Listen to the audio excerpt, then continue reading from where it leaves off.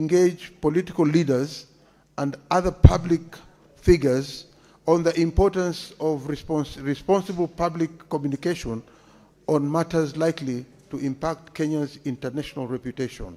And finally, the policy and the legislative actions being considered on strengthen the protection of Kenya's tourism industry against inflammatory statements likely to adversely affect the sector while safeguarding the constitutional right to freedom of expression.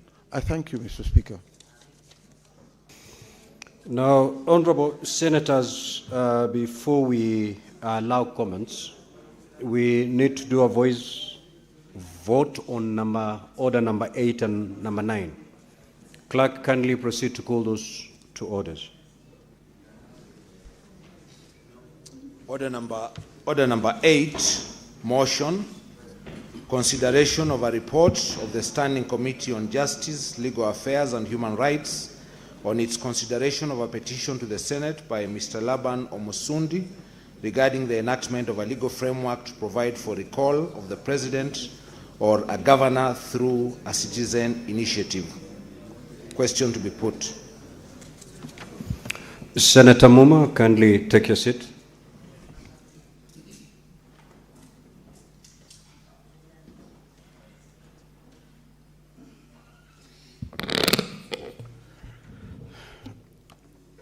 Honorable senators, I will now put the question. That the Senate adopt the report of the Standing Committee on Justice, Legal Affairs and Human Rights on its consideration of a petition to the Senate by Mr. Laban Omosundi regarding the enactment of a legal framework to provide for the recall of the President or a governor through a citizen initiative, which was laid on the table of the Senate on Thursday, 11th of June 2026. Will as many as of that opinion say aye? Will as many as of the contrary opinion say nay? The ayes have it. Next order. Order number 9, motion, consideration of a report of the Standing Committee on Health on a petition to the Senate by Mr. Patrick Musilu and others concerning the protection and propagation of the commercialization of the new generation Mudhea antivenom in Kenya. Question to be put.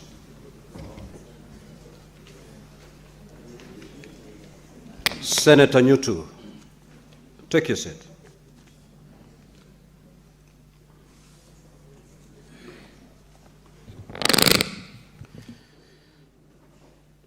Honorable senators, I will proceed to put the question on order number 9.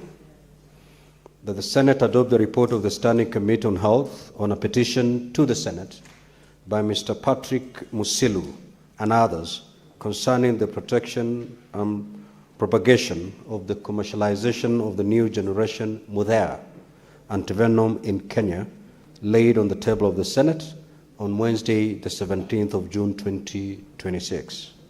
Will as many as of that opinion say aye? Will as many as of the contrary opinion say nay? The ayes have it. Now, honorable senators, pursuant to Standing Order 45-2, allow me to rearrange today's order paper so that we dispose of the following orders and then resume comments on the statements that have been sought. We will move to handle order number 12, 13, 15, 16, 17, 18, 19, 20, and 23, and thereafter resume the normal flow as contained in today's order paper. Clerk, you may proceed to call those orders.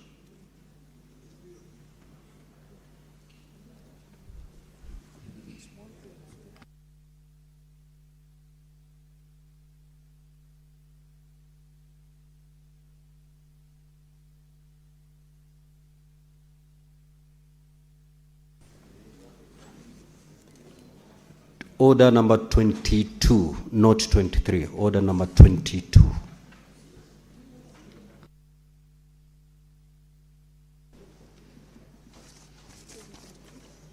Order number 12, the County Government Laws Amendment Bill, Senate Bills number 14 of 2025, Division. Order number 13, the Community Health Promoters Bill, National Assembly Bill number 53 of 2022, Division.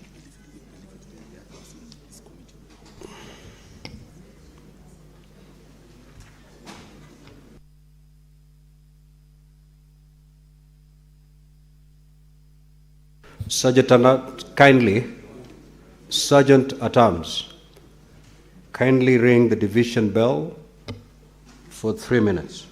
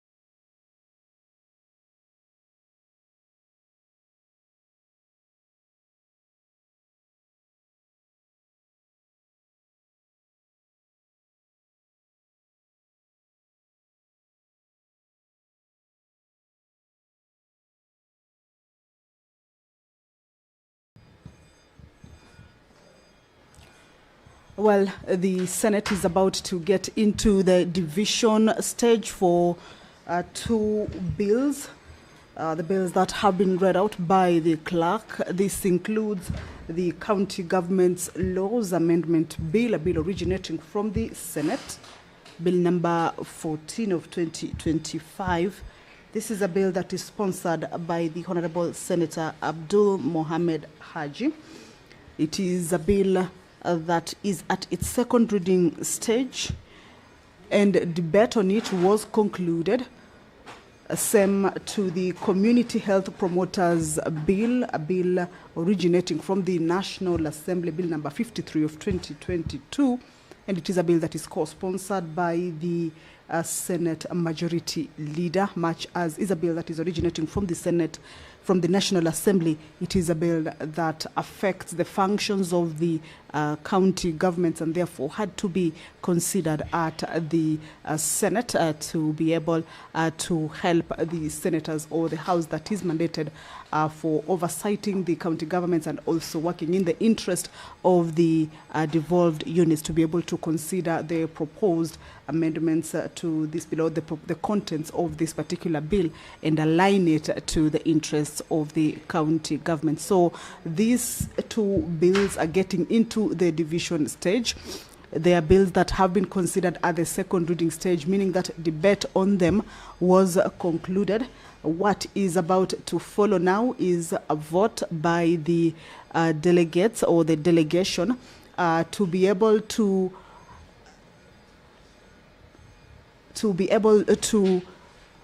make the bill move to the next stage. That is move into the consideration at the Committee of the Whole House stage for consideration of any amendments that may have been proposed by members or even the committee for the bills or for the amendments to be able to be considered either adopted or rejected.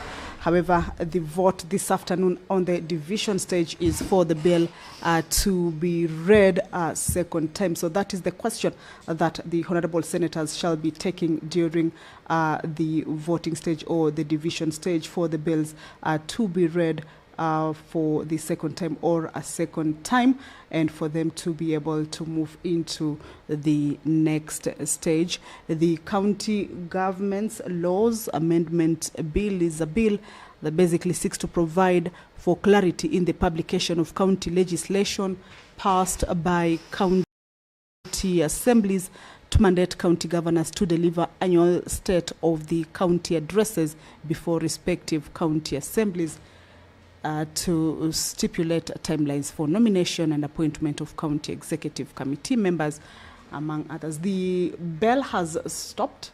It was a 3-minute division bell, and of course we should be waiting for the House to get into that process of division for these two bills that are at the division stage. The county government's laws. Honorable Senators, the 3 minutes are done. Sergeant at Arms, you may now draw the bar and close the door.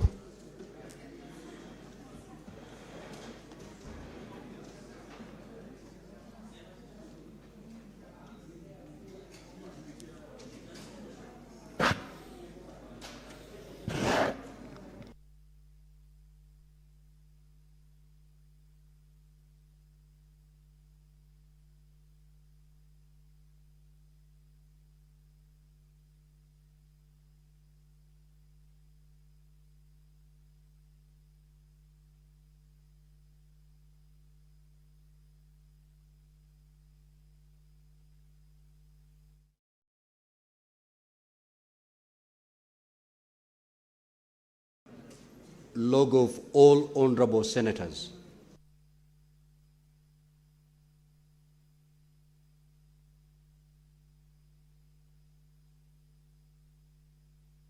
Honorable senators, you may now log back. You may now log back to allow me to put the question, then you proceed to vote.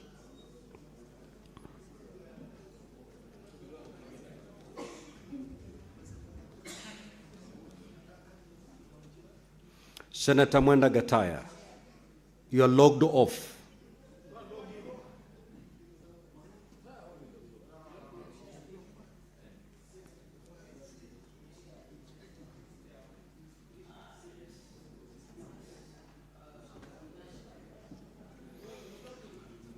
Honorable Senators, I will now proceed to put the question on order number 12, which is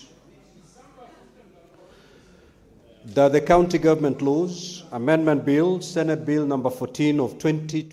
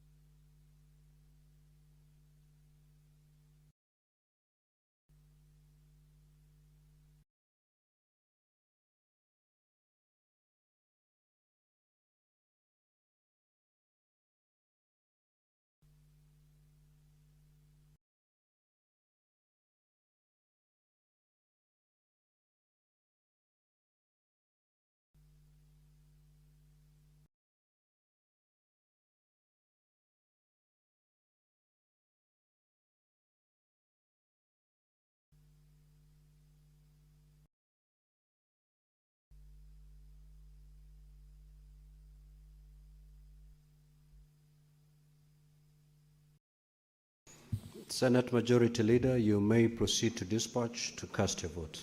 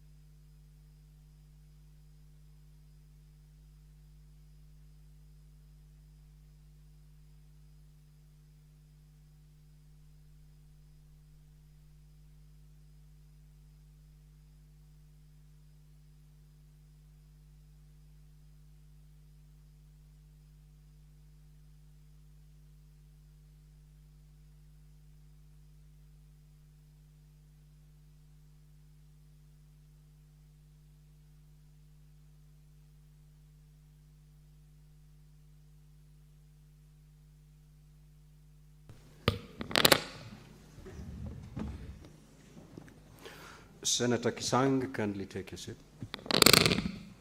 Honorable Senators, the result of the division on this order is as follows. Ayes 30 votes, abstention 0, nays 0. So the ayes have it. The County Government Laws Amendment Bill 2025, a bill for an Act of Parliament to amend the County Governments Act and the Public Appointments County Assemblies Approval Act and for connected purposes. Next order.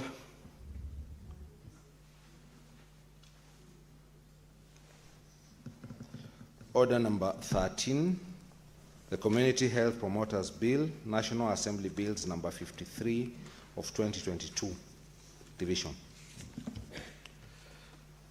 Honorable Senators, I'll proceed now to put the question once the system is up.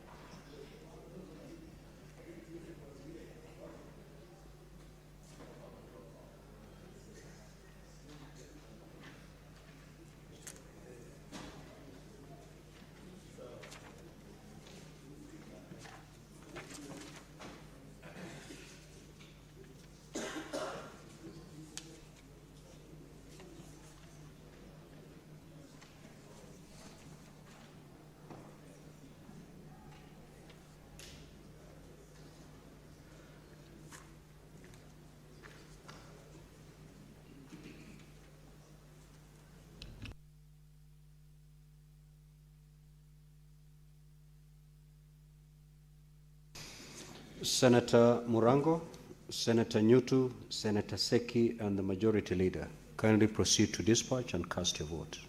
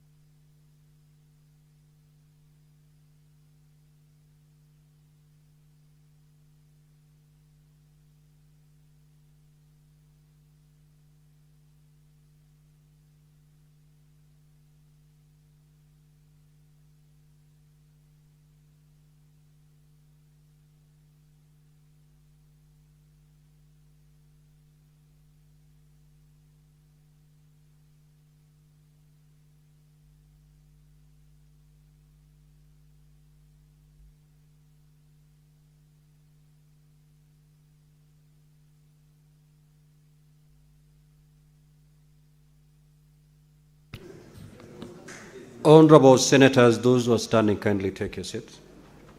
Kindly take your seats.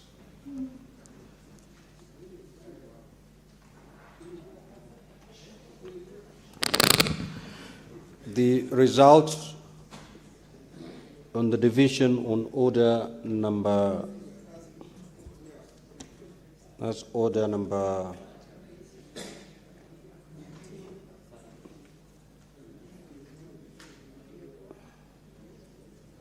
Order number 13 is as follows. Ayes 29 votes, nays at 0, abstention 0 votes. So the ayes have it. The Community Health Promoters Bill 2022, a bill for an act of parliament to regulate the practice of community health promoters, to make provision for the training and registration of community health promoters, to establish the Community Health Promoters Council, and for connected purposes. Now, honorable senators, before the doors are opened, let me make this communication. Please do not leave the chamber. We are moving to the committee of the whole. We need all of you in the chamber so that we can go through the committee of the whole. And we have quite a number. We have order number 15, 16, 17, 18, 19, 20, and 22. So kindly, as you open the doors, don't leave the chamber. Sergeant at Arms, you may now open the doors and withdraw the bar.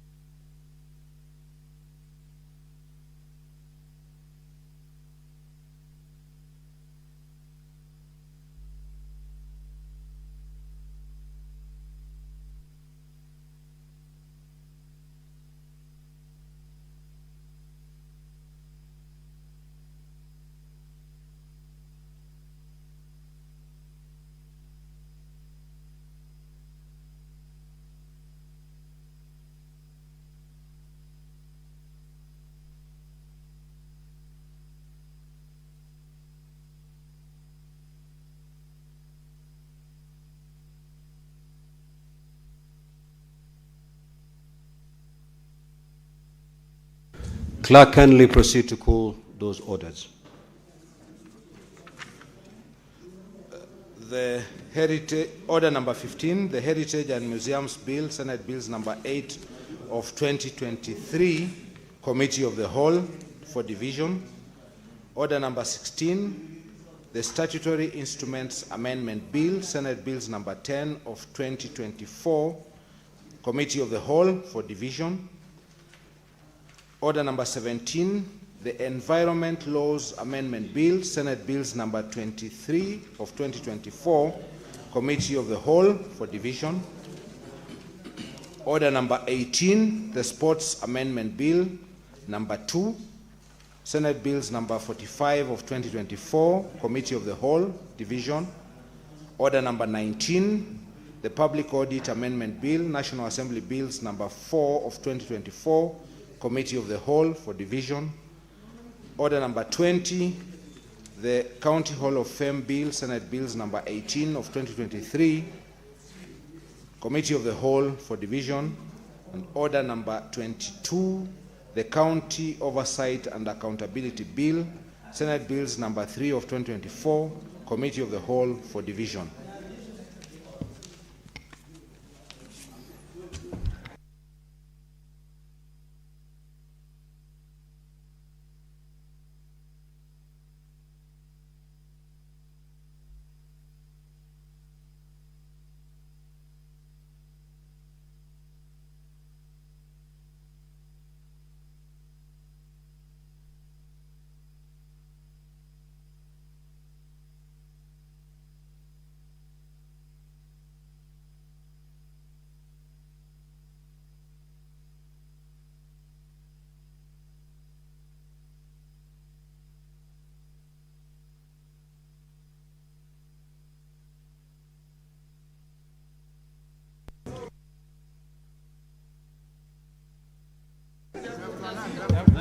Honorable members, you may now resume your seats.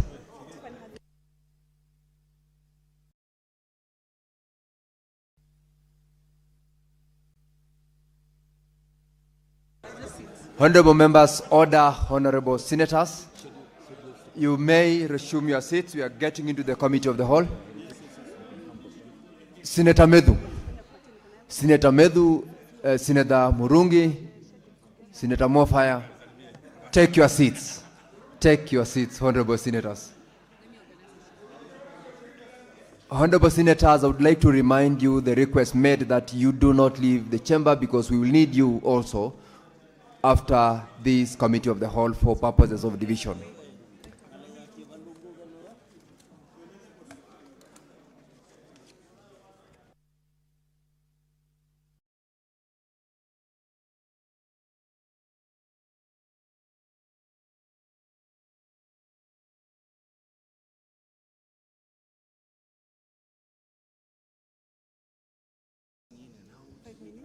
Sergeant at Arms, you ring the bell for 5 minutes.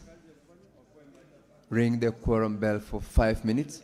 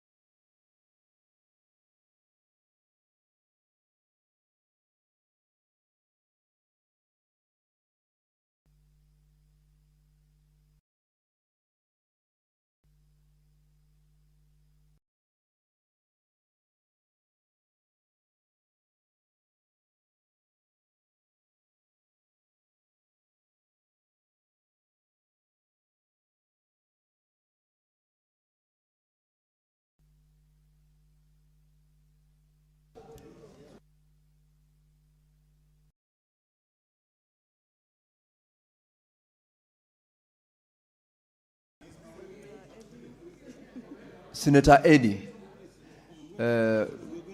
proceed to use your office to call members back to the chamber. Deputy Minority Whip, as well as the Whip Majority, facilitate members to resume the sitting.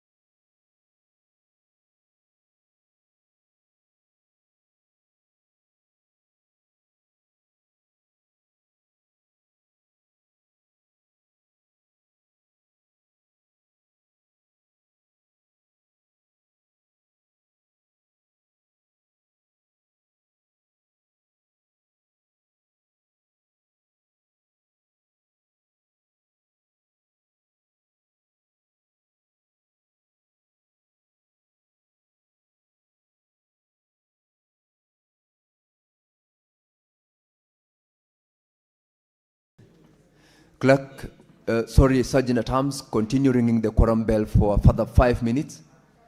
A further 5 minutes for members to drop back into the chamber.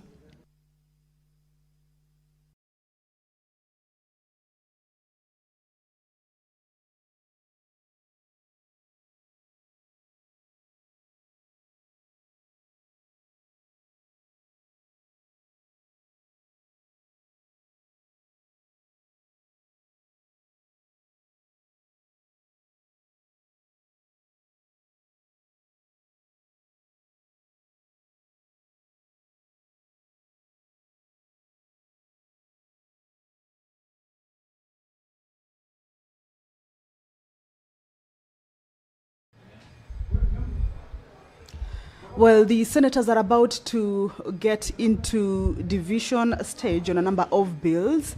This is at the committee of the whole house stage. That voting or that division also requires the quorum for it to be able, or for the members to be able to consider these bills at that particular stage. So the first 5-minute quorum bell, as had been directed, has lapsed.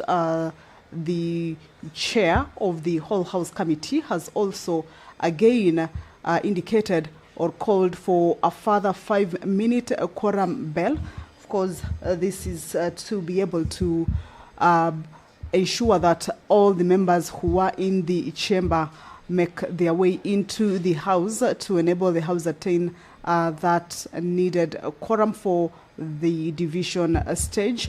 These are bills that have already gone through a second reading and were also considered at the committee of the whole house stage. The committee of the whole house stage majorly is a stage where the bills, after going through debate, and if there are any amendments that members may have proposed to these particular bills or to any bill, then at the committee of the whole house stage is where those amendments are considered on whether they can be adopted or rejected, adopted to be part of the bill or rejected. And of course, at the end of it, the bills have also to go through division. This is at the committee of the whole house stage. So the house is just waiting to be able to correct and also immediately get into the division stage for these bills. One of the bills is the Statutory Instruments Amendment Bill. This is a bill that is originating from the Senate, Bill number 10 of 2024. And it is a bill that is sponsored by the leadership of the House. This is the Senate Majority Leader, Honorable Aaron Cheruiyot, as well as the Senate Minority Leader, Honorable Stewart Madzayo. This is a bill that basically seeks to amend the Statutory Instruments Act, Cap 2A, to provide for timelines for the making of regulations to ensure implementation of laws passed by Parliament. The bill proposes to insert a new section 24A in the Statutory Instruments Act to require a person responsible for the making of regulations to make the regulations within 12 months. That 5-minute quorum bell has stopped. We should be waiting to hear from the chairperson of the whole house committee. Allow me to hand you over.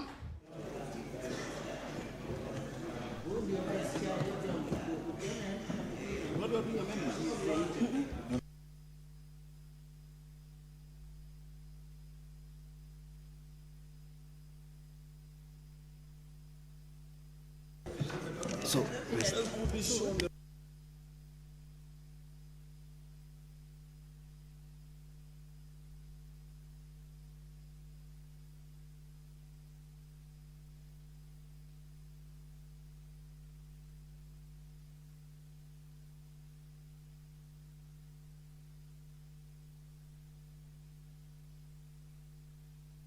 Honorable members, order, honorable members.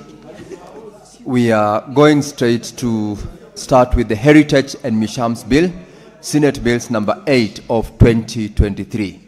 We have got in this particular bill 5 divisions, and we will proceed straight to divisions. Clerk, you may call the first.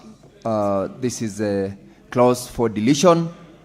Clause, the first one, I will proceed to put the question that clause 98 be deleted.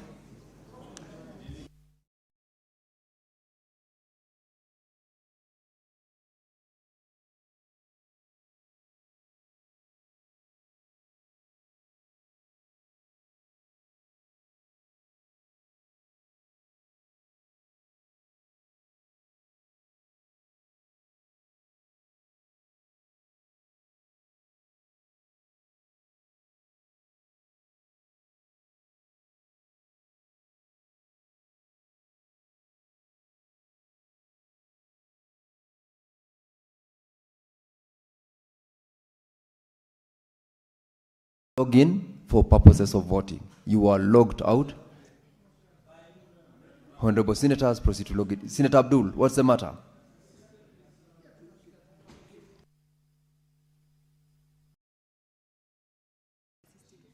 Sergeant at Arms, you may assist Senator Abdul to log in to the system so that he can vote.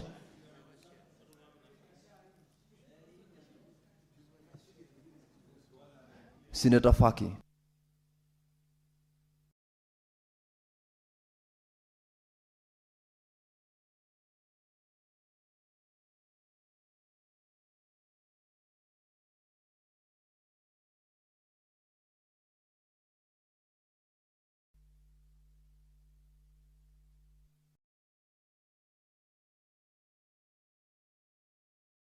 Now, for those, I presume all members have logged in. I will have to put the question once again. Under clause for deletion, I put the question that clause 98 be deleted. Honorable Senators, you may now proceed to vote. You may now proceed.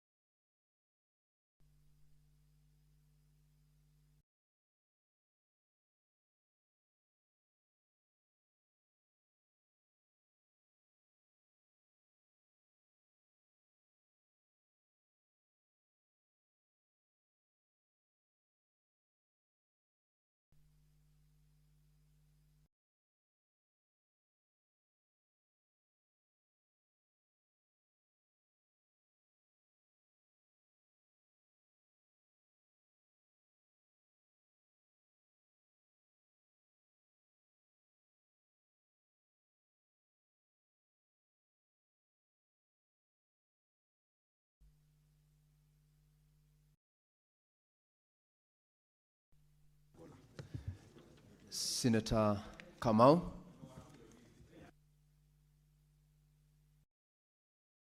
Senator Kamau Kiduku, Senator Beatrice Ogola, Senator Beatrice Ogola and Senator Kiduku, please approach the desk here for purposes of voting.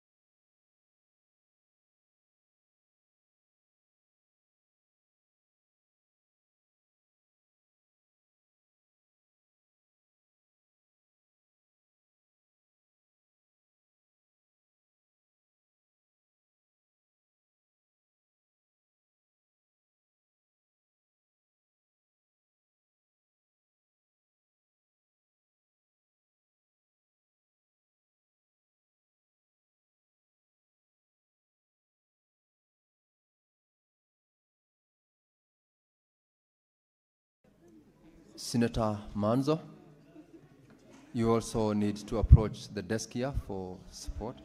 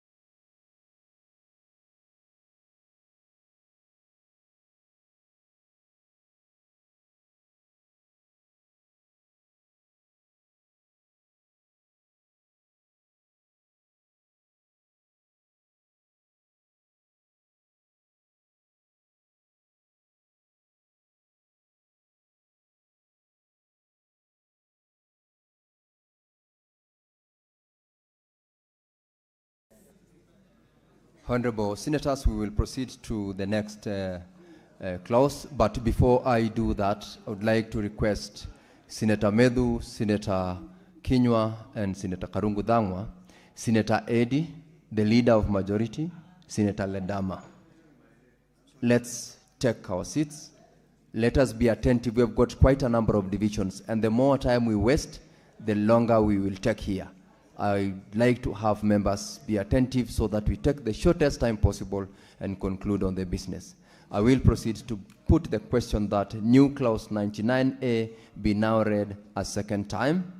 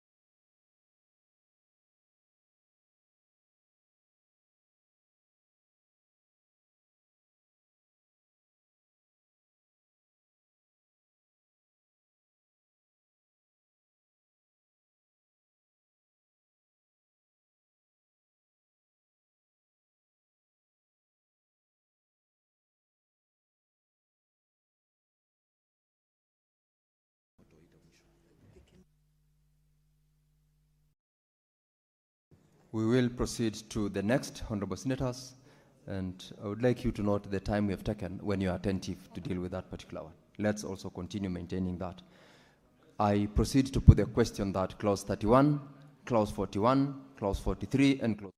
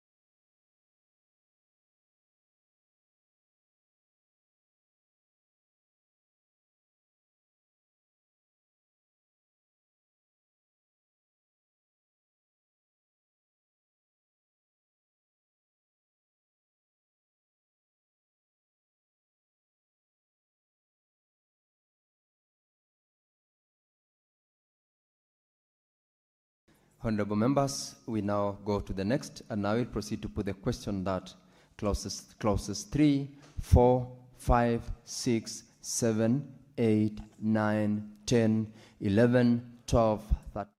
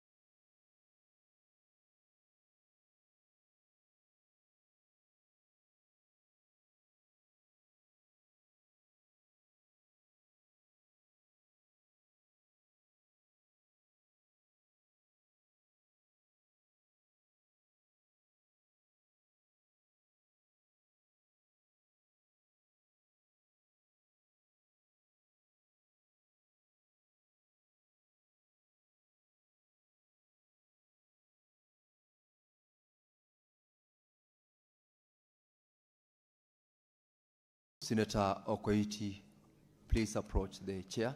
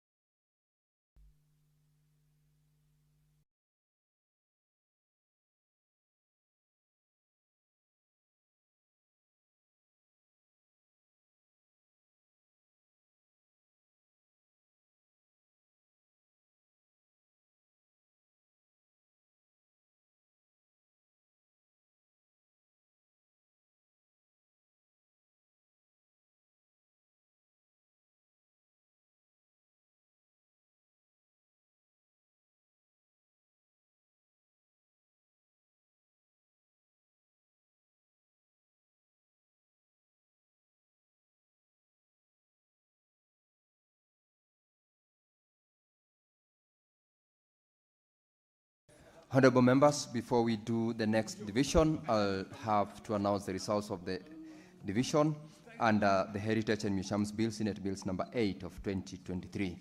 On clauses for division, ayes 29, nays 0, abstentions 0, the ayes have it. On new clause 99A, ayes 29, nays 0, abstentions 0, the ayes have it. On clauses with amendments, ayes 29, nays 0, abstention 0, the ayes have it. And on all clauses, ayes 29, nays 0, abstentions 0, the ayes have it. We will proceed to the next bill. The next bill is the Statutory Instruments Amendment Bill, Senate Bills number 10 of 2024.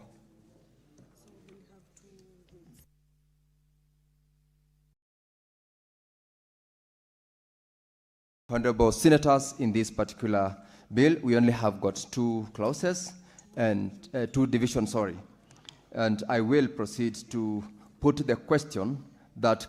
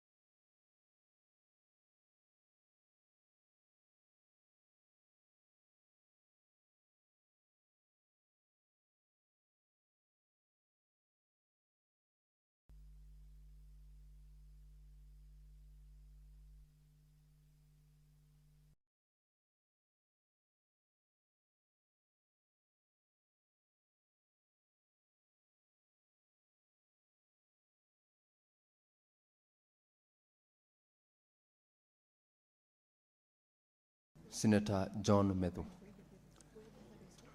approach the chair to be assisted to vote.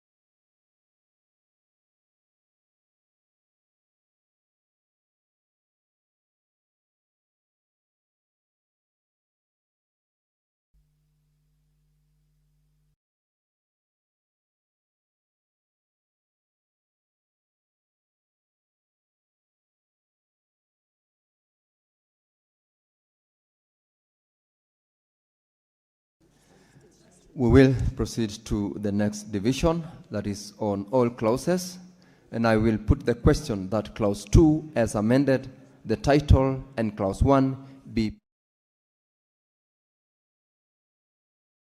as amended, the title and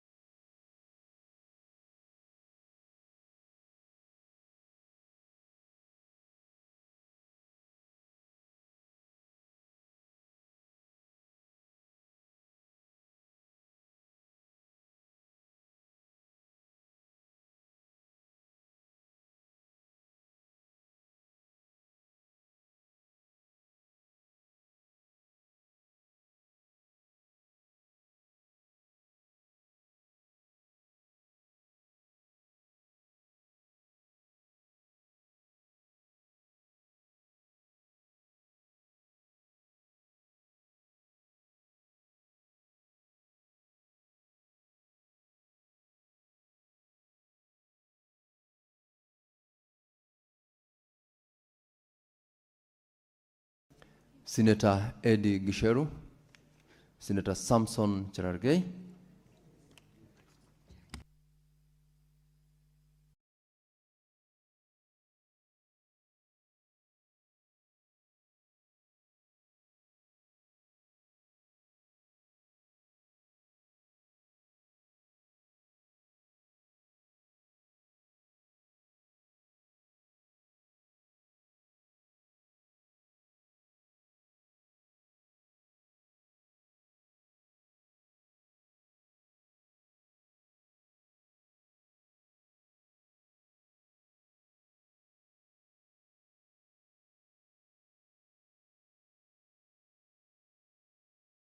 Senator Cherargei, please approach the chair.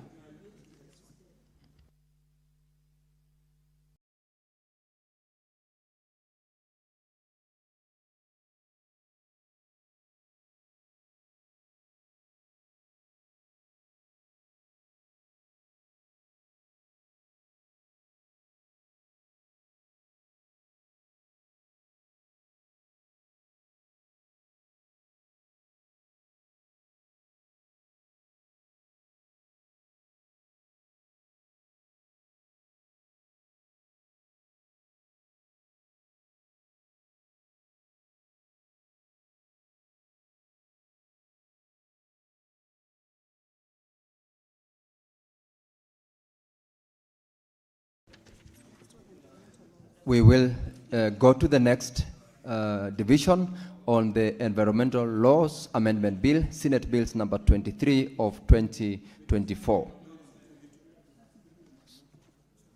Senate Bill number 23 of 2024. In this division, we have got two amendments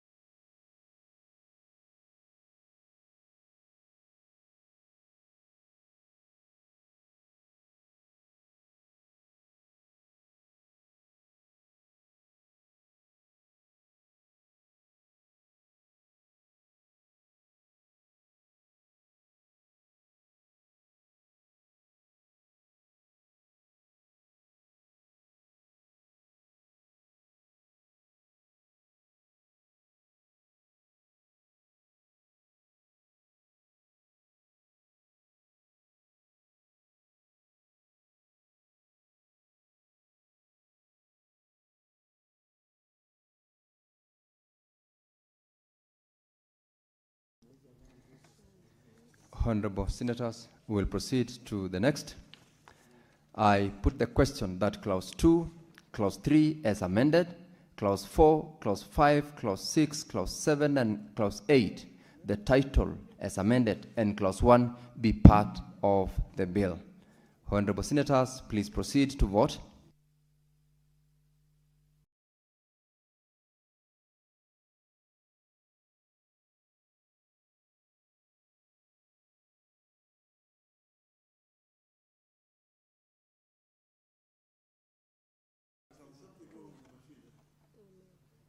Yes, honorable members, just posting the question.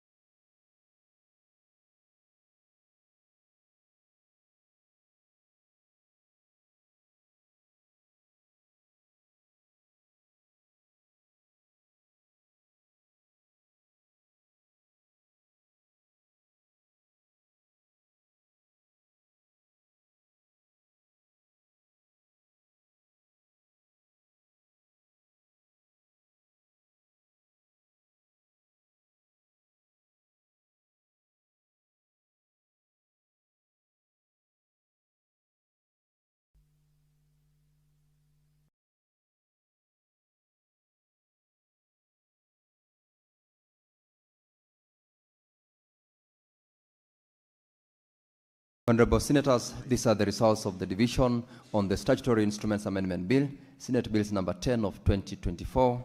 On clauses with amendment, ayes 29, nays 0, abstention 0. The ayes have it. And on all clauses, the results of the division, ayes 29, nays 0, abstention 0. The ayes have it.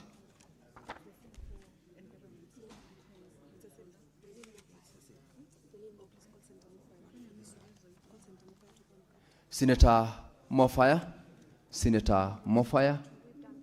approach the desk here to be assisted to vote.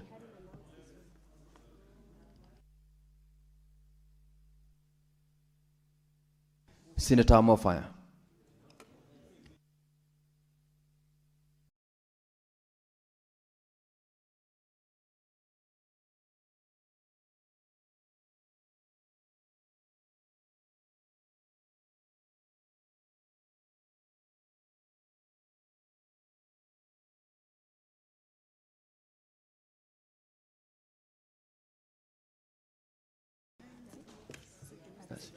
Yeah.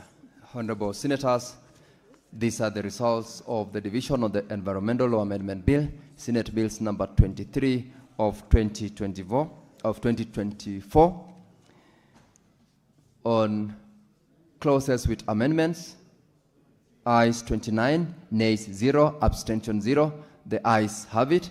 And on all clauses, ayes 29, nays 0, abstention 0, and the ayes have it.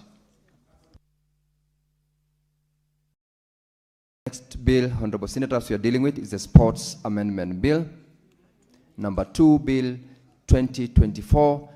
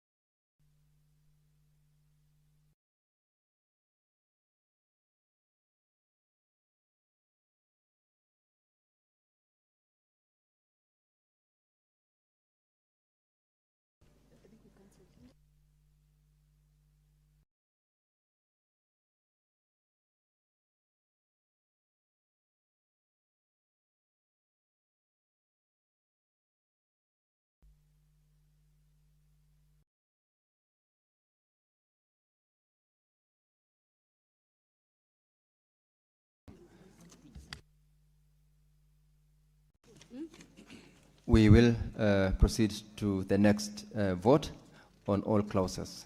I put the question that clauses 3, 4, 5 as amended, clauses 6, 7, clause 2, the title, and clause.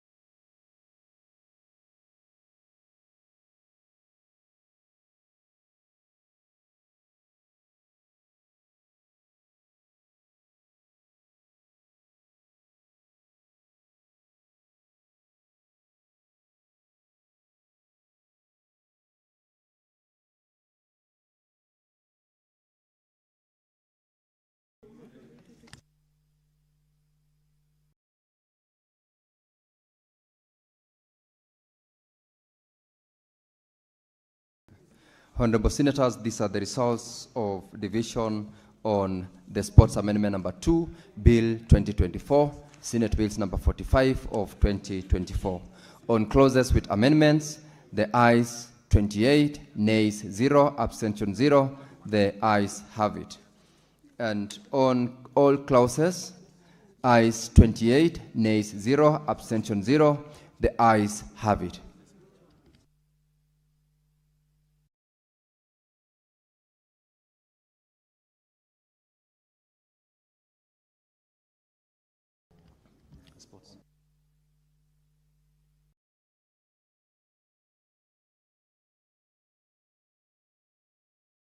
Next bill, Honorable Senators, is the Public Audit Amendment Bill, National Assembly Bills number 4 of 2024. We will start.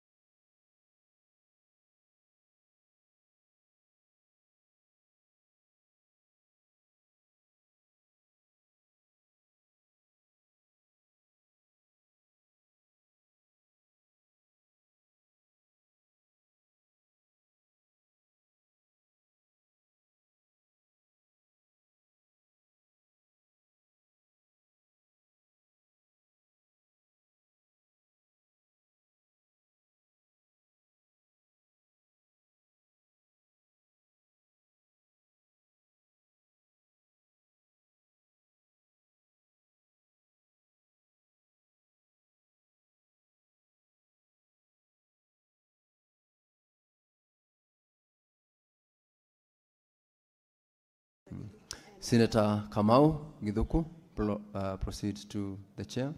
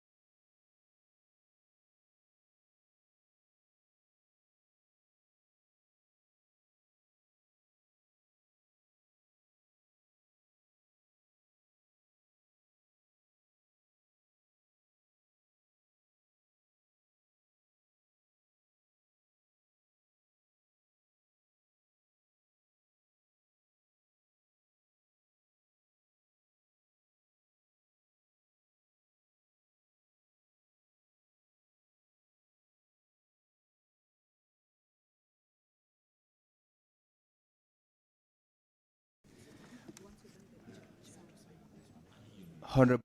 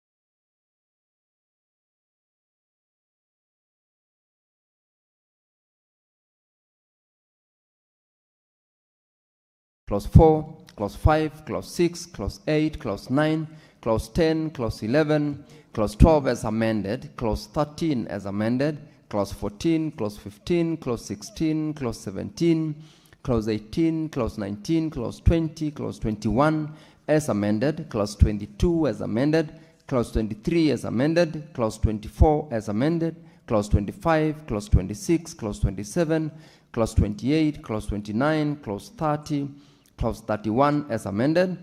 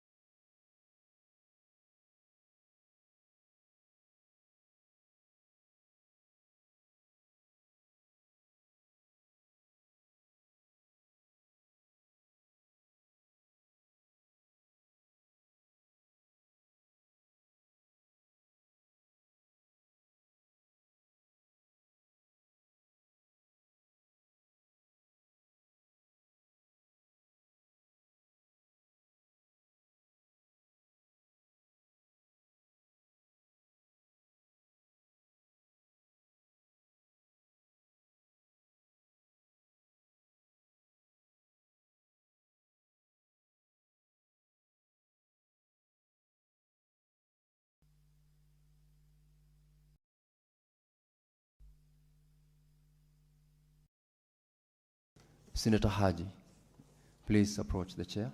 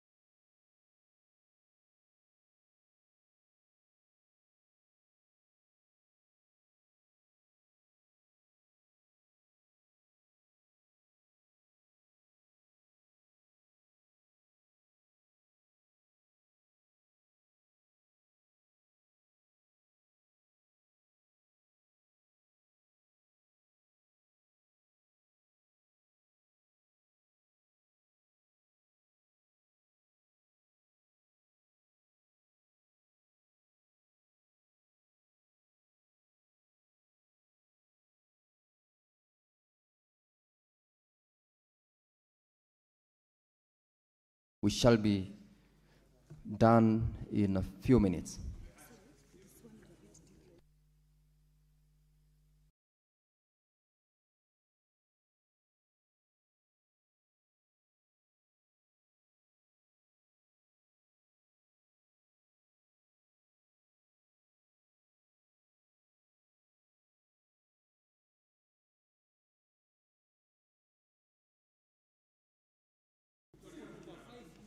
Honorable Senators, these are the results on the division on the Public Audit Amendment Bill, National Assembly Bills number 4 of 2024.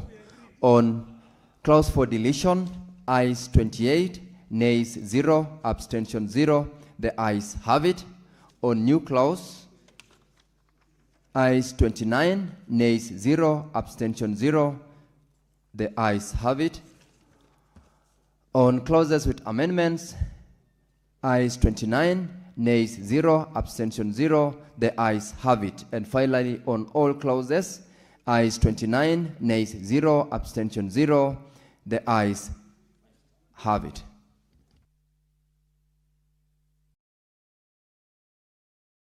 Honorable Senators, we are proceeding to the next bill, the county.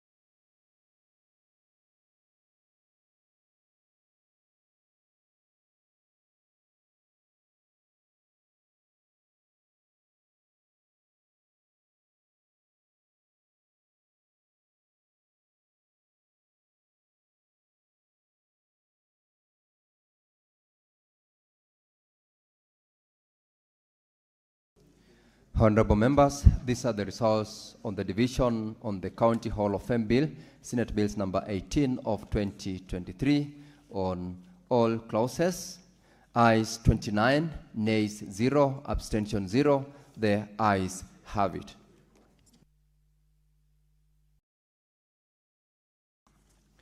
Honorable Senators, this is the last bill, the County Oversight and Accountability Bill, Senate Bills number 3 of 2024. It's got only one division. I will proceed to put the question. I put the question that clause 3, clause 4,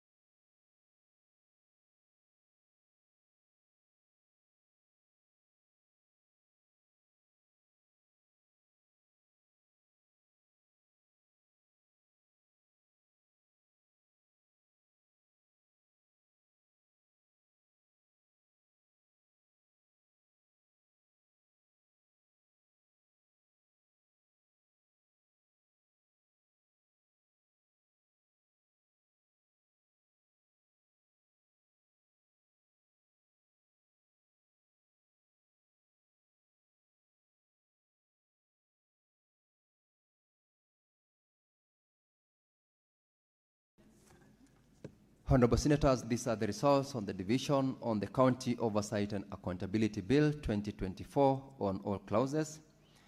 Ayes 29, nays 0, abstentions 0. The ayes have it.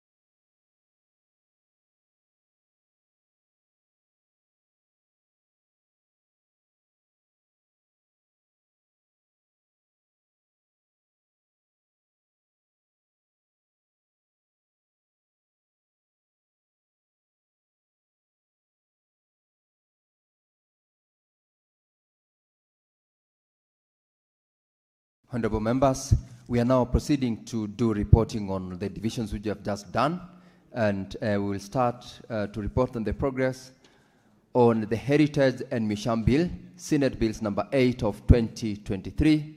I'll call upon the mover to move.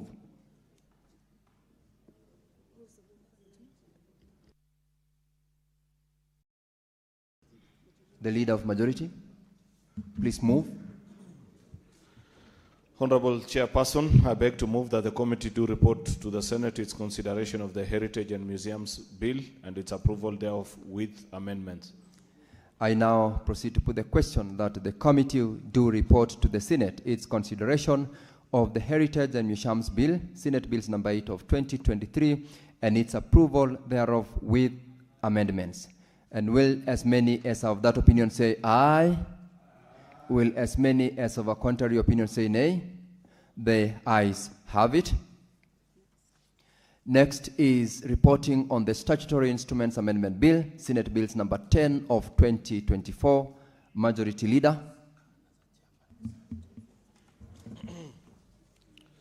Honorable Chairperson, I beg to move that the committee do report to the Senate its consideration of the Statutory Instruments Amendment Bill, Senate Bill number 10 of 2024, and its approval thereof with amendments.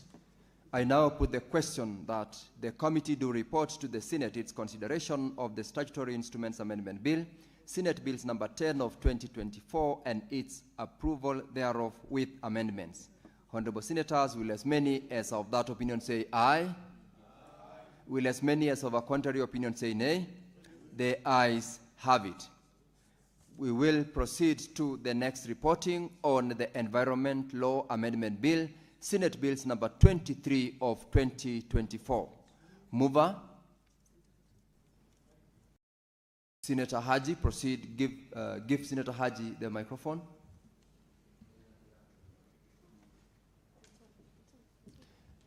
Senator, your mic is on.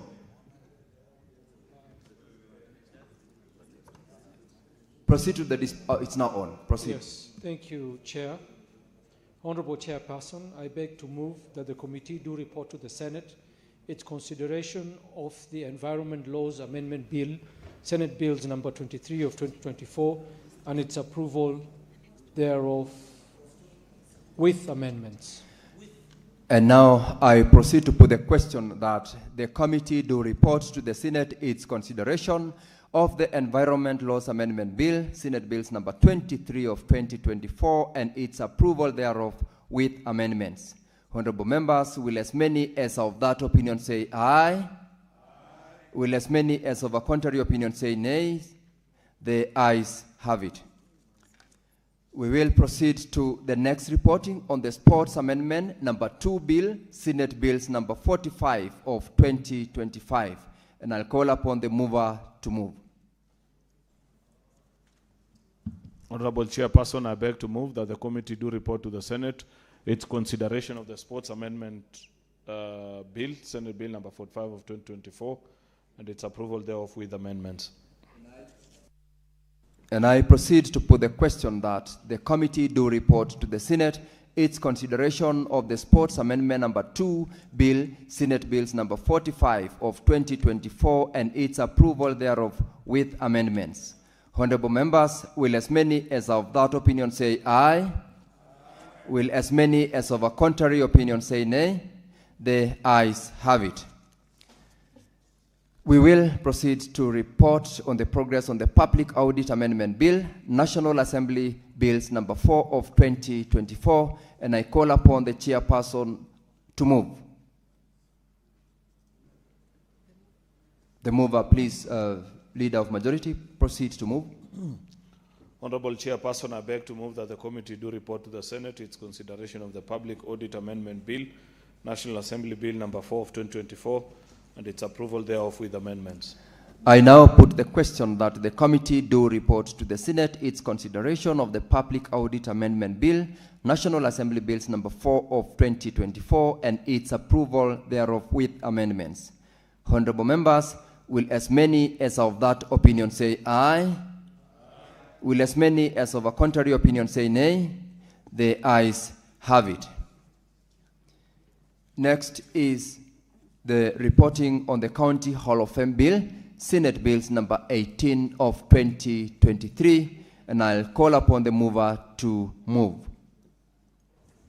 Honorable Chairperson, I beg to move that the committee do report to the Senate its consideration of the County Hall of Fame Bill, Senate Bill number 18 of 2023, and its approval thereof without amendments. Honorable members, I now proceed to put the question that the committee do report to the Senate its consideration of the County Hall of Fame Bill, Senate Bills number 18 of 2023, and its approval thereof without amendments. Will as many as of that opinion say aye? Will as many as of a contrary opinion say nay? The ayes have it. We will proceed to report on the County Oversight and Accountability Bill, Senate Bills number 3 of 2024, and I'll call upon the mover to move. Senator Olekina.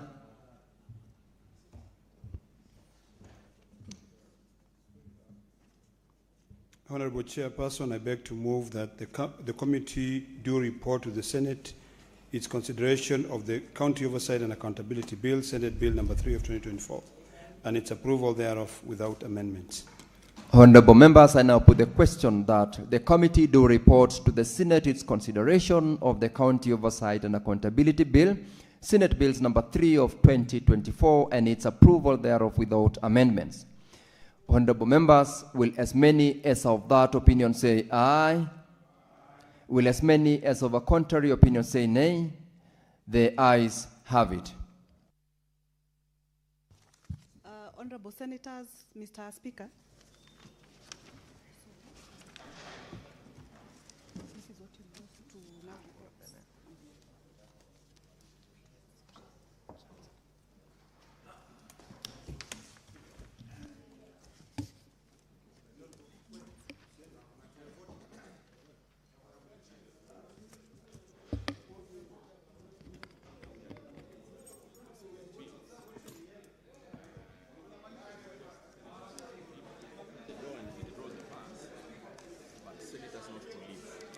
Honorable Senators, even though we are opening the doors and withdrawing the bars, kindly don't leave. We have only 7 divisions to make, and very quickly did. So, sorry, yes, Senator Indy? May you just do them all together?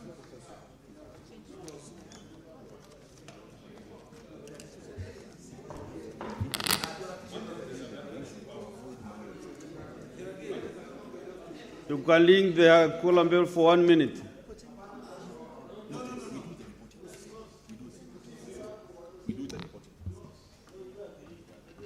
Okay. Let's go ahead with the reporting, Chair.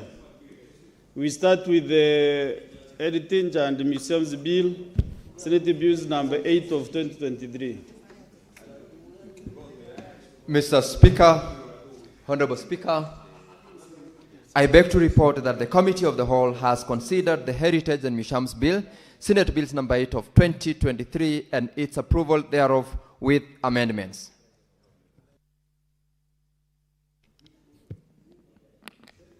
Mover. Heritage.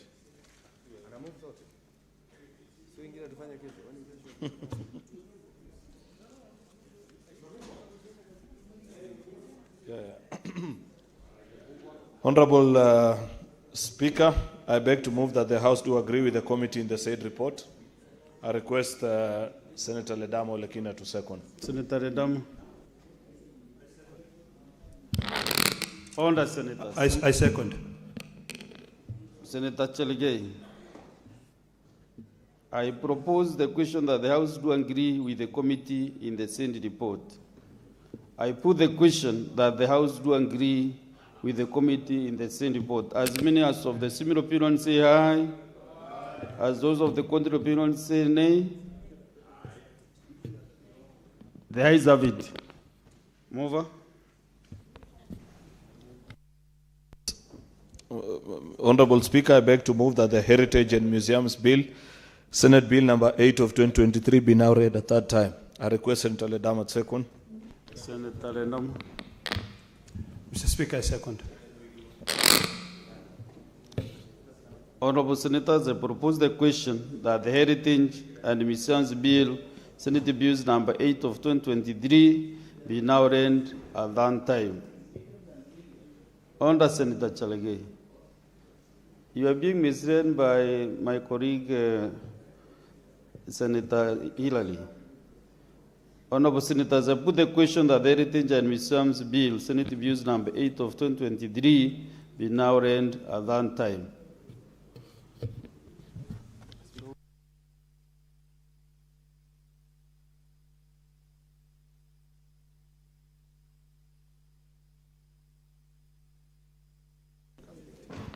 A division for that bill becoming greater. So we report all of them first and then we do the divisions, one after the other. So we are now on the Statutory Instruments Amendment Bill, Senate Bills number 10 of 2024. Chairperson. Thank you, Mr. Speaker. Honorable Speaker, I beg to report that the Committee of the Whole has considered the Statutory Instruments Amendment Bill, Senate Bills number 10 of 2024, and its approval thereof with amendments. Mover. Honorable Speaker, I beg to move that the House do agree with the committee in the said report. I request Senator Ledamo to second. Senator Ledamo. Second. This volume is high. Honorable Senators, I propose the question that the House do agree with the committee in the same report. I put the question that the House do agree with the committee in the same report. As many as of the similar opinion say aye. As many as of the contrary opinion say nay. The ayes have it. Mover. Honorable Speaker, I beg to move that the Statutory Instruments Amendment Bill, Senate Bill number 10 of 2024, be now read a third time. I request Senator Ledamo to second. I second.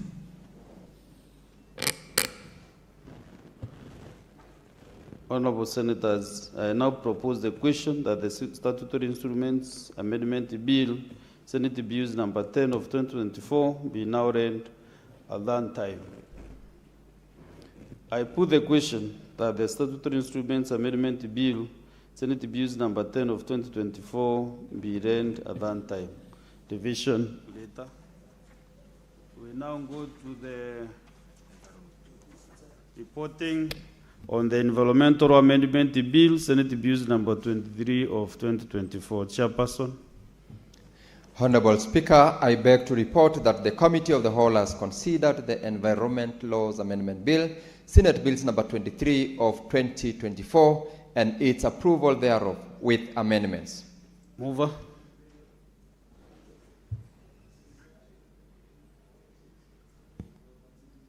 Honorable Speaker, I beg to move that the House do agree with the committee in the said report.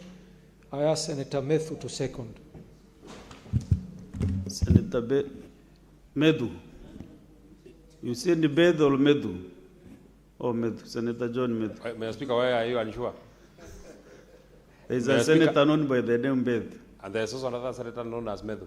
And John. And John also. Okay, proceed. And it's the same person. Mr. Speaker, I proceed to second. Honorable Senators, I propose the question that the House do agree with the committee in the same report. I put the question that the House do agree with the committee in the same report. As many as of the similar opinion say aye. As those of the contrary opinion say nay. The ayes have it. Mover.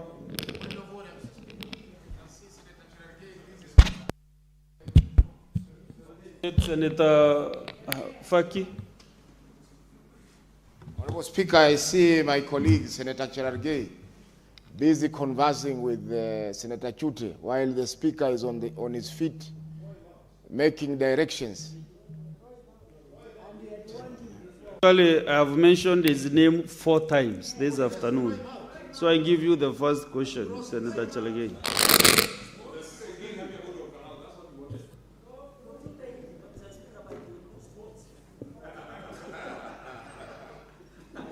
Mover, did you proceed? Proceed, Honorable Speaker, I beg to move that the Environment Laws Amendment Bill, Senate Bills number 23 of 2024, be now read a 3rd time. I ask Senator Methu to second. Senator Methu. Under Senator Cherargei. You know, the Speaker, Senator Cherargei, is taking advantage because he knows that you need the numbers. But he has told me he's very happy about Orkalau. Mr. Speaker, I proceed to second. Honorable Senators, I propose the question that the Environmental Laws Amendment Bill, Senate Bills number 23 of 2024, be now laid at that time. I propose the question that the Environment Laws Amendment Bill, Senate Bills number 23 of 2024, be now read at that time. Division at the end. We are now reporting on the Sports Amendment number 2 Bill, Senate Bills number 45 of 2024. Chairperson. Mr. Speaker, I beg to report that the Committee of the Whole has considered the Sports Amendment number 2 Bill, Senate Bills number 45 of 2024, and its approval thereof with amendments.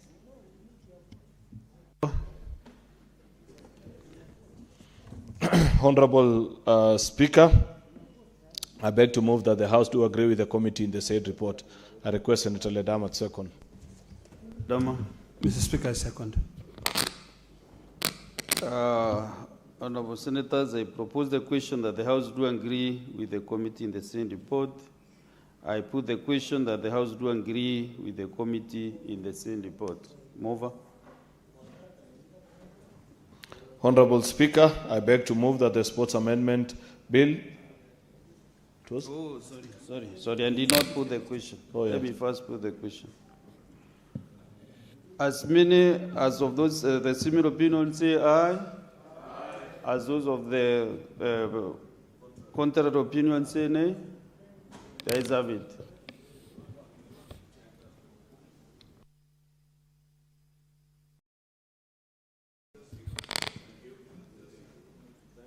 Honorable Speaker, I beg to move that the Sports Amendment Bill, Senate Bill number 45 of 2024, be now read a 3rd time. Mr. Speaker, I request Senator Kinyo to second. Senator Kinyo.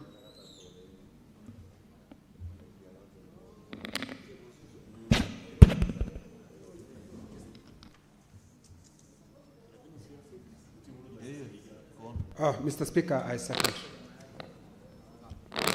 I also request the technician, the technical bench to check on my mic.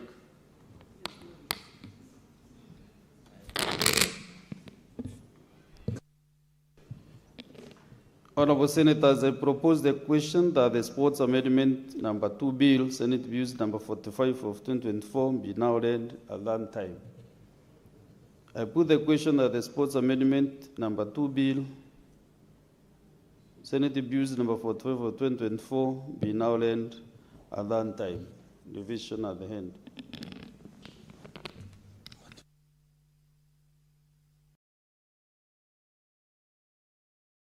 Okay, we are now reporting on the Public Audit Amendment Bill, National Assembly Bills number 4 of 2024. Chairperson.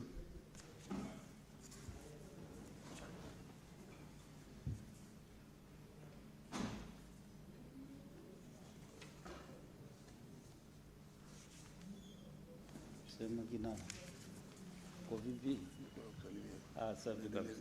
Tuko sawa. Masemeji wako wako wazima.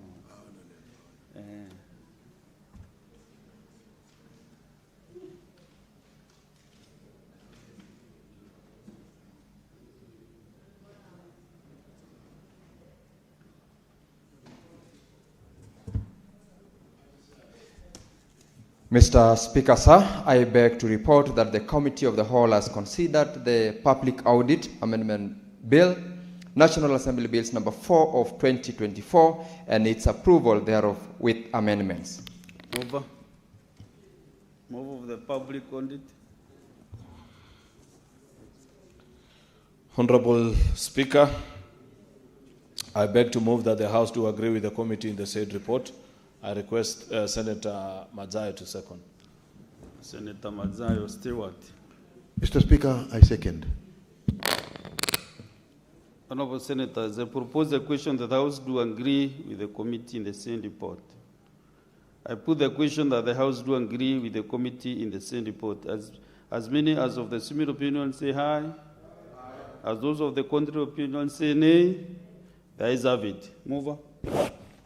Honorable Speaker, I beg to move that the Public Audit Amendment Bill, National Assembly Bill number 4 of 2024, be now read a third time. I request Senator Madzayo to second. Senator Madzayo. Mr. Speaker, sir, I second. Honorable Senators, I propose the question that the Public Audit Amendment Bill, National Assembly Bills number 4 of 2024, be now read at that time. I put the question that the Public Audit Amendment Bill, National Assembly Bills number 4 of 2024, be now read at that time. Revision at the end.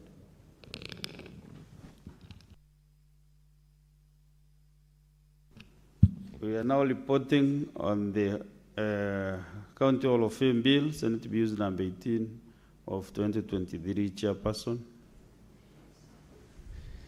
Mr. Speaker, sir, I beg to report that the Committee of the Whole has considered the County Hall of Fame Bill, Senate Bills number 18 of 2023, and its approval thereof without amendments.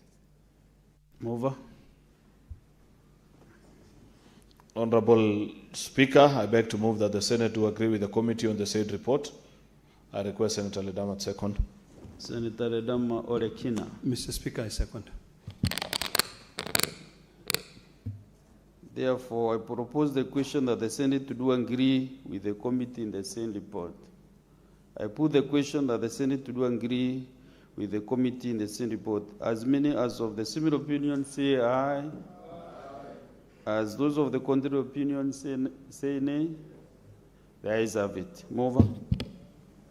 Honorable Speaker, I beg to move that the County Hall of Fame Bill, Senate Bill number 18 of 2023, be now read a third time. I request Senator Ledama to second. Senator Ledama. Mr. Speaker, I second. Senator Modigi. Honorable Senators, I propose the question that the County Hall of Fame Bill, Senate Bills number 18 of 2023, be now read at that time. I put the question that the County Hall of Fame Bill, County Hall of Fame Bill, Senate Bills number 18 of 2023, be now read at that time. Revision at the end.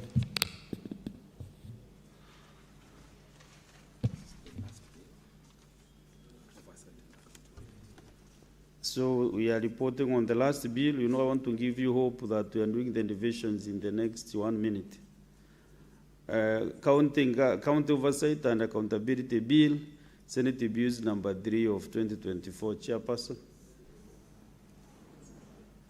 Honorable Speaker, I beg to report that the Committee of the Whole has considered the County Oversight and Accountability Bill, Senate Bills number 3 of 2024, and its approval thereof without amendments. Mover. Honorable Speaker, I beg to move that the Senate do agree with the committee on the said report. I request Senator Kisang to second. Senator Kisang. Honorable Speaker, I second. Therefore, Senators, I propose the question that the Senate to do agree with the committee in the same report. I put the question that the Senate to do agree with the committee in the same report. As many as of the similar opinion say aye. As those of the contrary opinion say nay, the ayes have it. Mover. Honorable Speaker, I beg to move that the County Oversight and Accountability Bill, Senate Bill number 3 of 2024, be now read a third time, and I request Senator Kisang to second. Senator Kisang. Honorable Speaker, I beg to second. Senators, honorable senators, I propose the question that the County Oversight and Accountability Bill, Senate Bills number 3 of 2024, be now read a long time. I put the question that the County Oversight and Accountability Bill, Senate Bills number 3 of 2024, be now read a long time. Division at the head.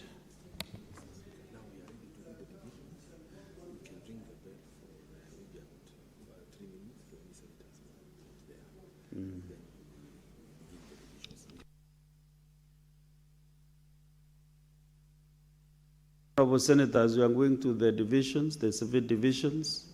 I request the Sergeant at Arms to ring the quorum bell for 3 minutes. No, the doors are open.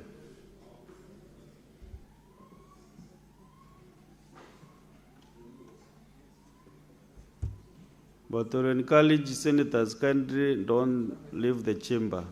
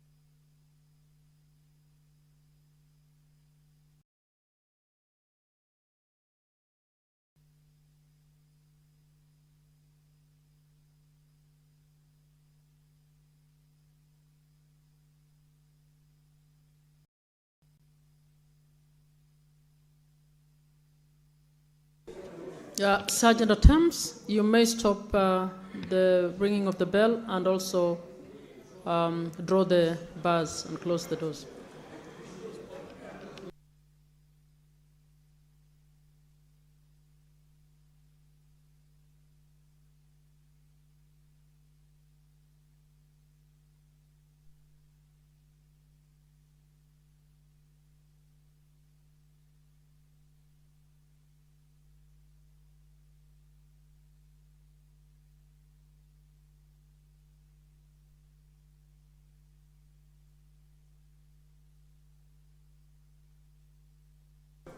Honorable Senators, you now please settle down so that we can move on to division.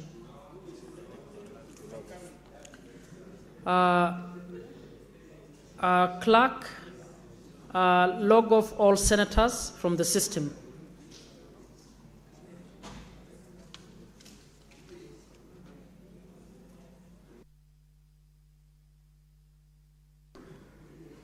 Senators, please log back to the system.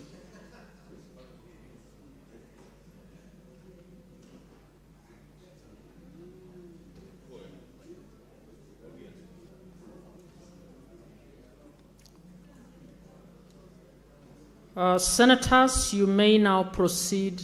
Is that okay? Not yet. Please log in, all senators.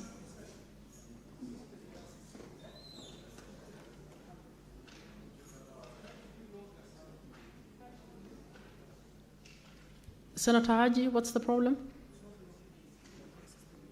Clerk, please assist the senators to log in.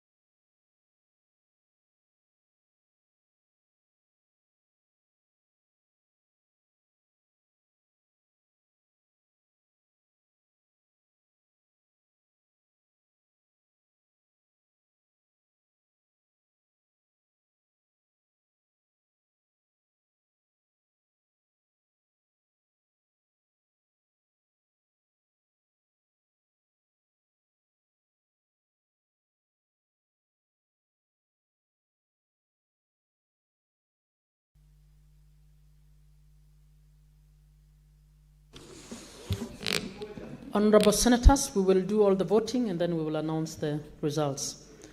I now put the question that the Statutory Instruments Amendment Bill, Senate Bills number 10 of 2024, be now read a third time.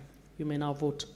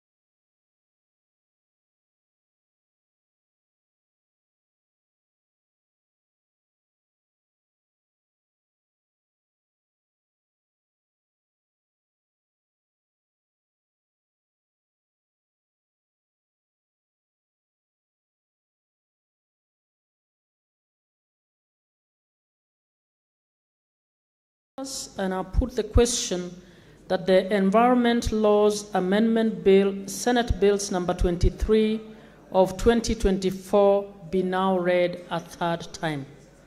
You may now vote.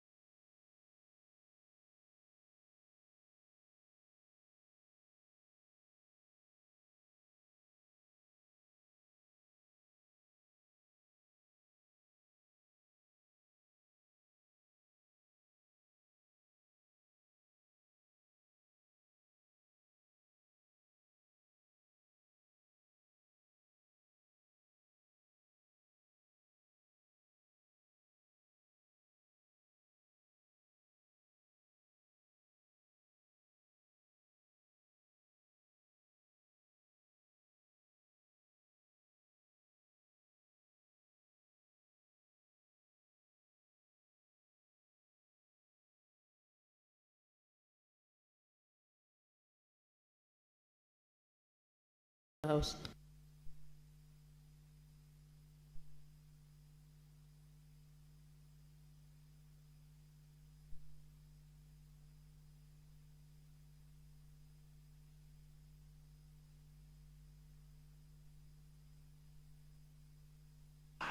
Order, Senator Mundege. Honorable Senators, Senator Mundege and team, please. Honorable Senators, I put the question that the Sports Amendment number 2 Bill, Senate Bills number 45 of 2024 be now read a third time. You may now vote.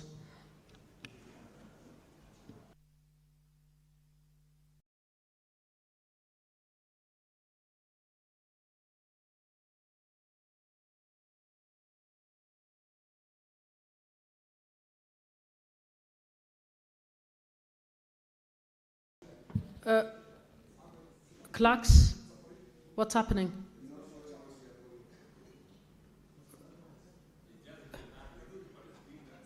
Clerks, do you want to assist the senators?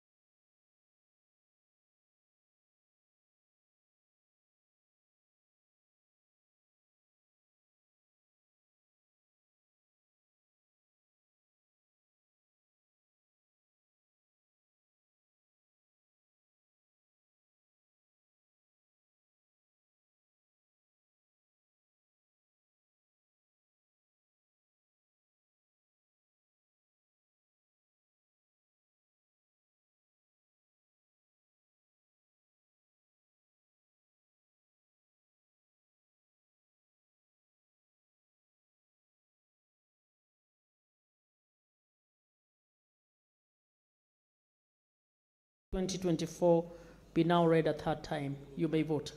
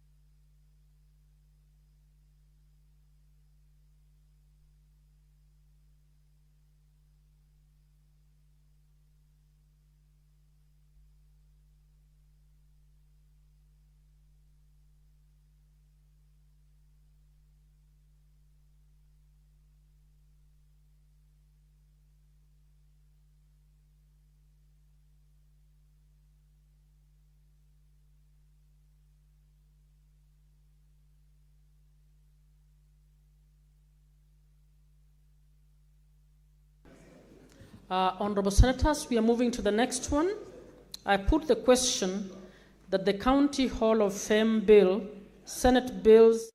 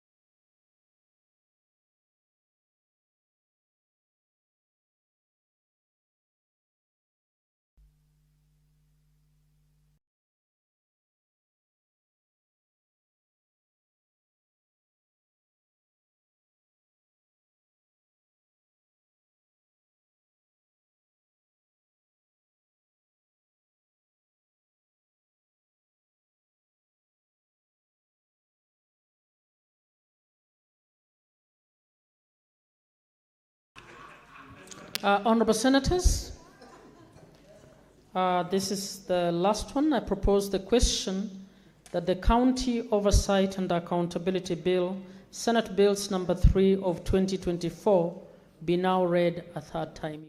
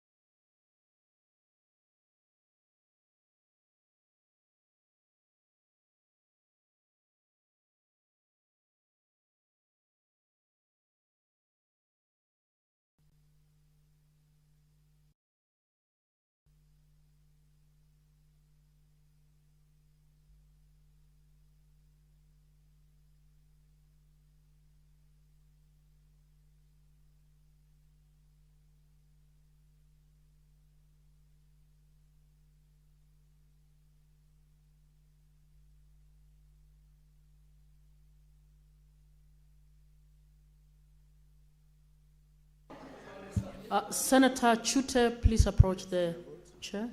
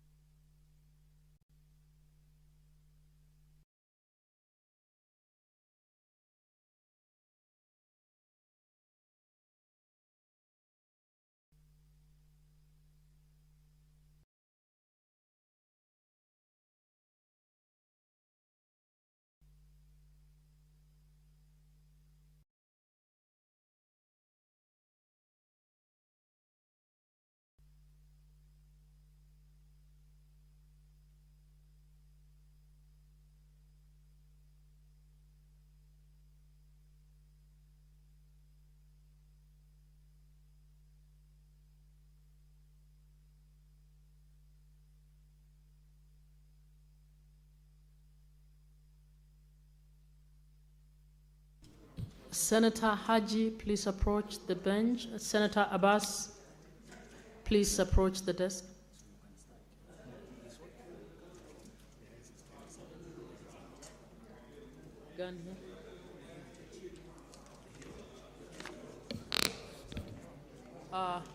Honorable Senators, please settle.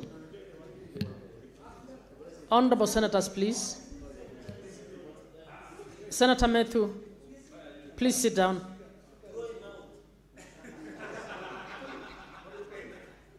Honorable Senators, I wish to announce the results.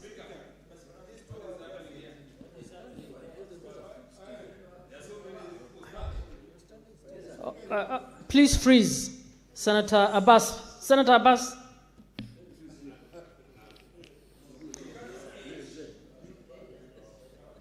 Okay. Honorable Senators, I wish to declare the results for the Heritage and Museums Bill, Senate Bills number 8 of 2023. And the results are as follows. The ayes, 27, nays, 0, abstentions, 0. The ayes have it. A bill for an act of Parliament to provide for the conservation, preservation, protection, research and management of cultural and natural heritage at national and county levels of government and for connected purposes.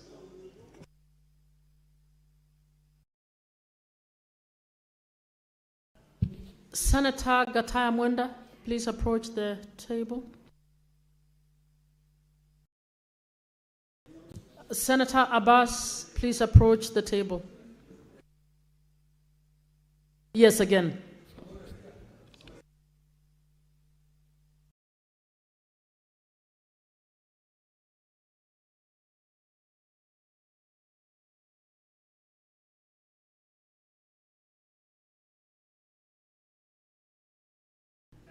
Senator Mofaya, please.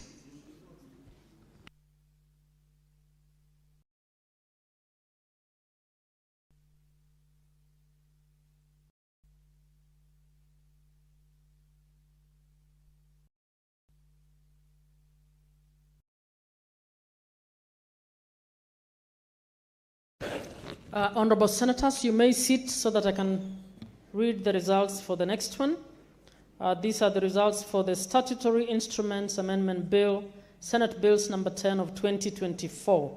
And the results are as follows. Ayes 27, nays 0, abstentions 0.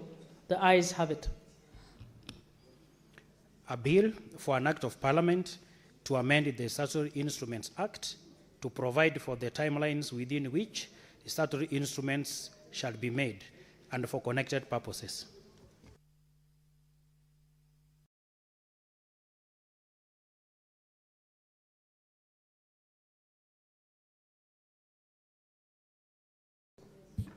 Honorable Senators, I'll now read the results for the Environment Laws Amendment Bill, Senate Bills number 23 of 2024. The results are as follows: ayes 27, nays 0, abstentions 0. The ayes have it.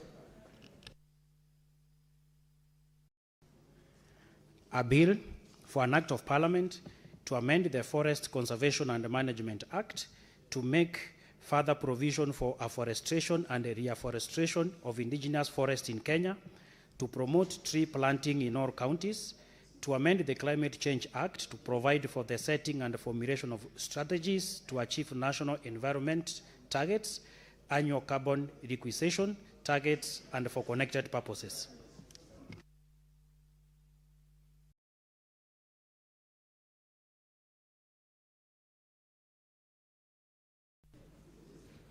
Honorable Senators, I'll now read the results for the Sports Amendment number 2, Bill, Senate Bills number 45 of 2024. The results are as follows: ayes 27, nays 0, abstentions 0. The ayes have it.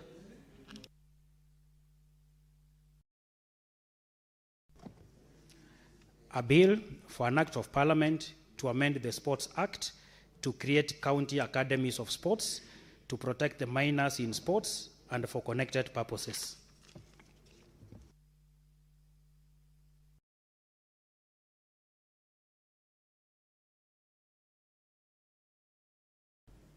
Honorable Senators, the results for the Public Audit Amendment Bill, National Assembly Bills number 4 of 2024.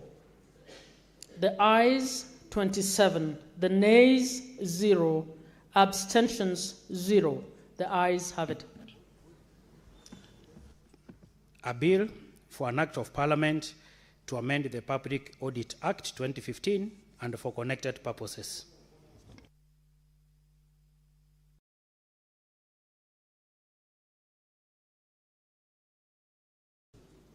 Honorable Senators, the results for the County Hall of Fame Bill, Senate Bills number 18 of 2023. The results are as follows: ayes 27, nays 0, abstentions 0. The ayes have it. A bill for an act of parliament to establish a county hall of fame in each county as an avenue through which the county governments shall bestow honor on individuals within their respective counties acclaimed as being outstanding, exceptional, or illustrious in any profession or activity. Provide a framework for the preservation of the history, heritage, and culture of counties and for connected purposes.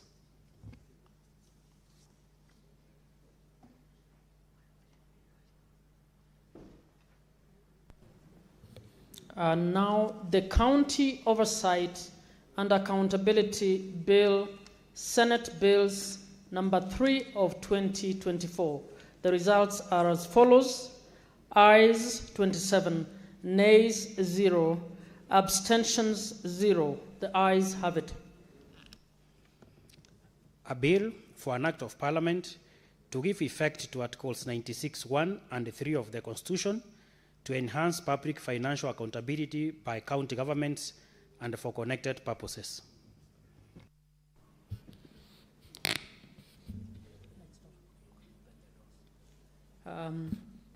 Sergeant at Arms, you may now open the doors.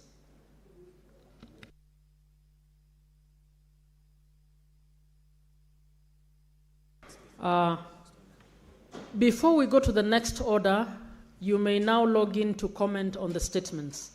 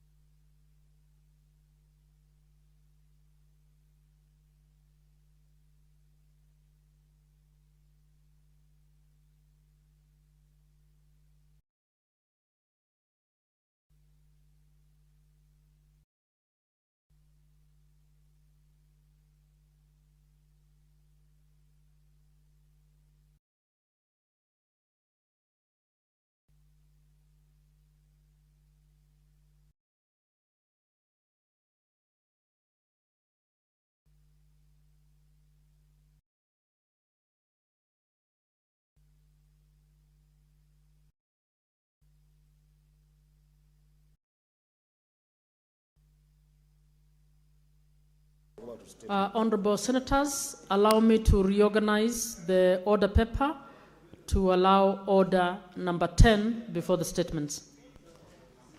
You may now call order number 10. Order number 10, the Kenya Roads Amendment and number 3 Bill, National Assembly Bills number 34 of 2025, second reading, resumption of debate, mover to reply. Senator Eddy. I say a lot. Honorable Senators, please settle down. Let's listen to. Madam Speaker, I thank you for giving for reordering the paper for this particular bill, because this is the bill about RMLF, and this bill, Madam Speaker, as you know, this bill is a bill that has got court order that gives us a deadline to pass this bill.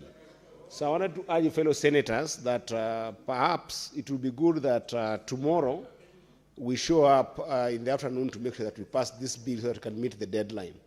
But the most important thing, I want to thank all the senators who contributed to this bill. And Madam Speaker, I hope that with this bill we will unlock the RMLF money to go to counties. And therefore, I reply. I thank you, Madam Speaker. And I request that you defer the putting of the question to a later date. Thank you, Madam Speaker. It is so deferred. Now to the statements. Senator Cherarki. Thank you, Mr. Speaker. Madam Speaker, sorry, my apologies, Madam Speaker. I want to support the statement by distinguished Senator, my minority leader, our broad-based leader in the House, Senator Stewart Madzayo. Mr. Speaker, Madam Speaker, I want to thank him and other coast leaders. Yesterday I saw our Speaker, C.S. Joho, also our Senate minority leader. Mr. Speaker, every day Kenyans continue to appreciate the reason why we impeached Rigathi Gachagua. Mr. Speaker, because the statement is made, Madam Speaker, the statement he made is equatable to economic sabotage, which is treasonous, Madam Speaker. Because the boycotting of a region, of not saying tourists should not visit Kenya or investors, is killing one region, Madam Speaker. We cannot allow such a leader to lead this nation, Madam Speaker. And God forbid, his mindset is only based on a sadist who believes in power hungry, of being selfish at the expense of killing other Kenyans, Madam Speaker. I want to thank the Senate minority leader for taking this bold step. He must be called out. And even my newest deputy minority whip, Madam Speaker. Look at the numbers. Last year, Madam Speaker, in conclusion, in 2025, there was 500 billion that was generated through tourism in this country. That one means somebody working in an hotel in Kilifi, Indiani, will have a job. You can see more than 7.9 million Kenyans, tourists visited Kenya. Even here in Nakuru, Narok, Kajiado, and across the country, Madam Speaker. Of that was 2.7 million foreign visitors. And we are targeting more than 3 million foreign visitors, tourists who will visit this country. Madam Speaker, the projection, which will create 10% GDP in 2026, will be US dollars 12.7 billion. We cannot allow Mr. Rigathi Gachagua to come around and create incitement, Madam Speaker, and I want to call to NCIC to take keenly these matters, Madam Speaker. The National Cohesion and Integration Commission must ensure that Mr. Rigathi Gachagua records a statement for inciting against economic saboteurs, Madam Speaker. This is treasonable, Madam Speaker. And therefore, I want to call upon the leaders of coastal region and even us in the Rift Valley, even in Migori, the tourist site, even in Nandi, even in Nakuru, even in Nanyuki. It is not only a coastal affair. This is a national affair that and must be treated with the consideration, Mr. Speaker. And I'm happy, Madam Speaker, in conclusion, that when you saw the info track, you only got 4% support of Kenyans. It shows that this person who is pushing tribal ethnicity, tribal agenda, will never see the leadership of this country. And God forbid, if he ever runs for even a national office. Mr. Speaker, in conclusion, Madam Speaker, it was even a grievous mistake to make him the deputy president. And when we saw you in Azimio, Madam Speaker, complaining then, we didn't appreciate it. But we now appreciate why we removed him. And it was a grievous, tragic mistake to have been able to be the deputy president of this republic. And I'm happy each and every year, Madam Speaker, we continue to prove ourselves right while we impeached him, Mr. Speaker. And I know even he has been impeached, even if he runs for any seat in this country, we'll continue to impeachment, Madam Speaker, because he has failed. And that is why even he has restricted to a small village called Wamunyoro, because his thinking is village thinking.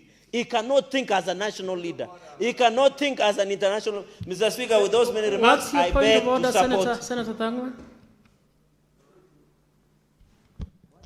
Madam Speaker, we cannot allow Cherargei, a lawyer who has never represented anyone, to come here and lecture Rigathi Gachagua without a substantive motion. Madam Speaker, can't you see we have won all Kalau? The whole country understands. Order, Senator Thangwa. What is your point of order? Point of order, Madam Speaker, is that Cherargei, Senator Cherargei, is discussing the people's deputy president without a substantive motion. Senator Thangwa, you know very well that's not a point of order.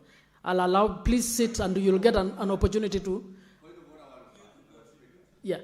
Point of order 105, when you're giving yes, what is that? Here, yes. Madam Speaker. I've had him discuss the people's deputy president, Rigathi Gachagua. Senator, a man that is respected by the people. Order, Senator Thangwa. You are actually not helping yourself. What are you objecting to? I'm objecting the senator discussing a person who is not in this house. Now, that does not fit within the points of orders. Please sit down. I'll call the next person. Senator Manzo. No. Thank you.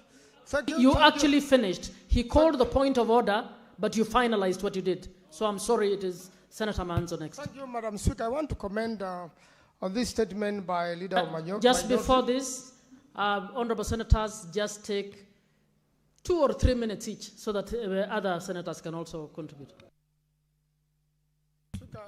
Let me begin now. I want to say that the statement by the Leader of Minority is totally mistaken. I want to challenge the state. In fact, what the Honorable Rigathi Gachagua said is that he's just alerting Kenyans what is making tourists not come to this country.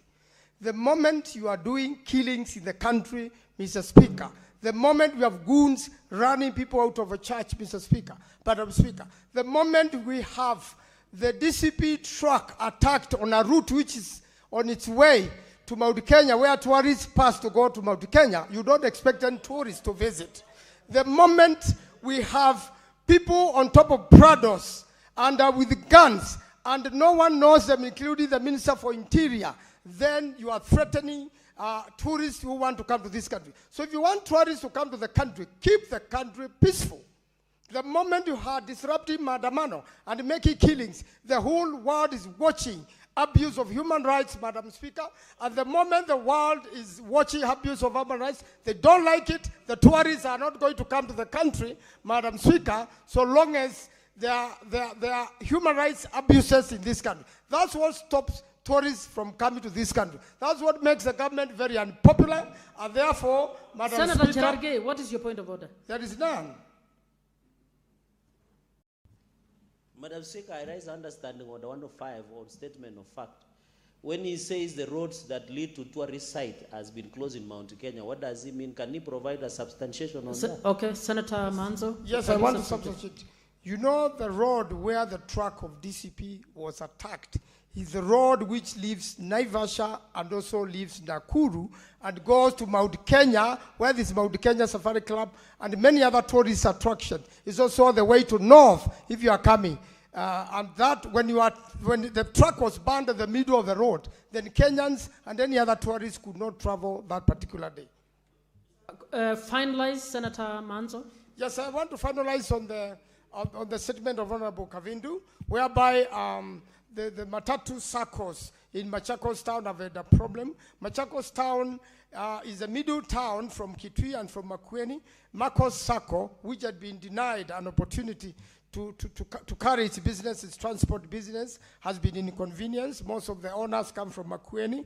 And therefore, I want to support Senator Kavindu that this matter of the circles must be sorted out with urgency, and that, Madam Speaker, that we look forward to when the governor comes to this floor so that this matter can be sorted out once and for all, and all business people can be happy operating from Machakos town. I thank you, Madam Speaker. I support. Senator Methu.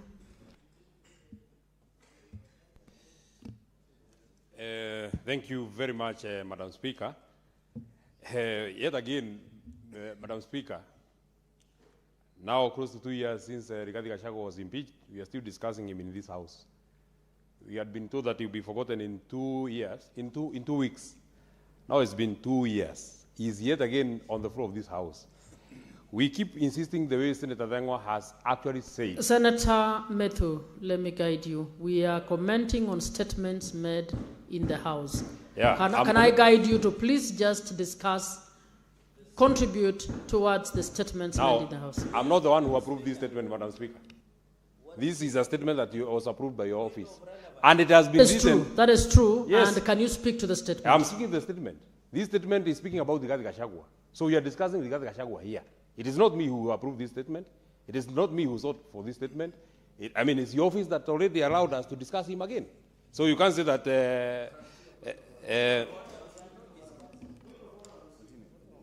What is your point of order, Senator Sigei? Madam Speaker, I would rarely interfere with a colleague who is making contributions, but is Senator Methu in order to direct his concerns to the Honorable Speaker as to whether he should discuss or comment on the statement or ask you questions? Madam Speaker, if he can't debate on the statement or comment on the statement, he has no business threatening the Speaker. Madam Speaker. Honorable, no, there is a point of order that has been raised. Let me guide. Senator Methu, the statement is about the impact of the remarks attributed to the former Deputy President, discouraging tourism from visiting Kenya. So I would want you to make your comments in regard to that statement, please. I wonder, Madam Speaker, and I want to, either I am not very good in English or one of us here is not very good in it, because what I said, once again, we are discussing Rigathi Gachagua in this house. Once again, that's exactly what I've said. What is out of order? That is fair comment. I would say proceed. Yeah, proceed. Exactly, Honorable senators, let's. And I know people are very, I see the people. On what point, Senator Eddy, please.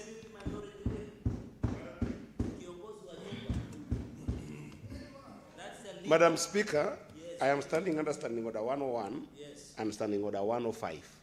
105 being statement of fact, and 101 actually does require that if there is a discussion of any individual in this House, there has to be a substantive motion. Madam Speaker, I want to draw from everything, a ritual we do in this House, that when the presidents go, for instance, and makes a remark in the National Assembly. Senator Eddy, please move straight to your point of order. Don't give an analogy from elsewhere. Senator Methu, just hold on. I'm guiding the House. Senator Methu, we're talking about. Senator Methu, please sit down. No. Senator Eddy, I am the one presiding. So I will be the one to decide who speaks and who doesn't. So can you move straight to your point of order? So, Madam Speaker, what I'm saying here, the statement we are discussing here is not discussing the persona of Rigathi Gachagua. The statement, it is clearly indicated here, is a statement to condemn the unfortunate remarks made by the former deputy president. Senator Eddie, I will call you to order and ask you to sit down. He did not talk about persona of the deputy president. Please sit down. I have ordered, please, let Senator Matthew finish and then you can respond. I'll give you an opportunity to make your remarks. Madam Thank you. Speaker, first, I'm surprised that you're saying let Senator Matthew finish, and I've not started. I just said just 4 words. I've just said four words. Madam Speaker, I just said yet again. Yes, 4 words means you have begun, you will finish, isn't it? Yeah, so why don't you allow me to then speak? When you Order, Senator Eddie. Order, Senator Cherargei. The only person I've allowed to speak is Senator Matthew. You know what they are looking at is the time. They wanted to get to 6:30. Please So now, Madam Speaker, I wish there was a verbatim quoted about what His Excellency Rigathi Gachagua said, so that then we can discuss the import of what exactly he said. And Madam Speaker, you know, I wonder whether these people who are running this country, especially the ones who are in charge of our security apparatus, actually know what they are doing to this country when they allow this country to be a goon nation. That everything and everywhere, goons are just everywhere, because that is exactly what Rigathi Gachagua was speaking about. Just imagine, if a tourist was to come to Kenya, and they find and they see gun-wielding people, because we have never seen that kind of thing, Madam Speaker, that a person is on top of a Prado, just shooting aimlessly in a small by-election that is in Orkalau, Madam Speaker, because that is exactly what was the import of what we were speaking about, Madam Speaker. Do you actually think, and do the President actually... I have overruled the point of order, please. Yes, thank you, Madam Speaker. Thank you. Do the people who are in charge of the security of this country... Cherargei, order. Senator, you will respect the chair. Proceed. You know, Madam Speaker, you know why he is disrupting me? Of course, because he doesn't want us to speak about this very dangerous trend that is creeping in our nation, Madam Speaker. We cannot allow our country to be run by goons. We can't have a minister for goons, Madam Speaker.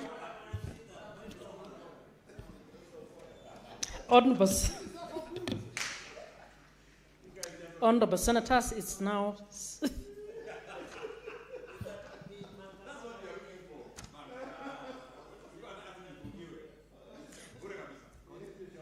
It's now 6:30 p.m., time to adjourn the Senate. The Senate therefore stands adjourned until tomorrow,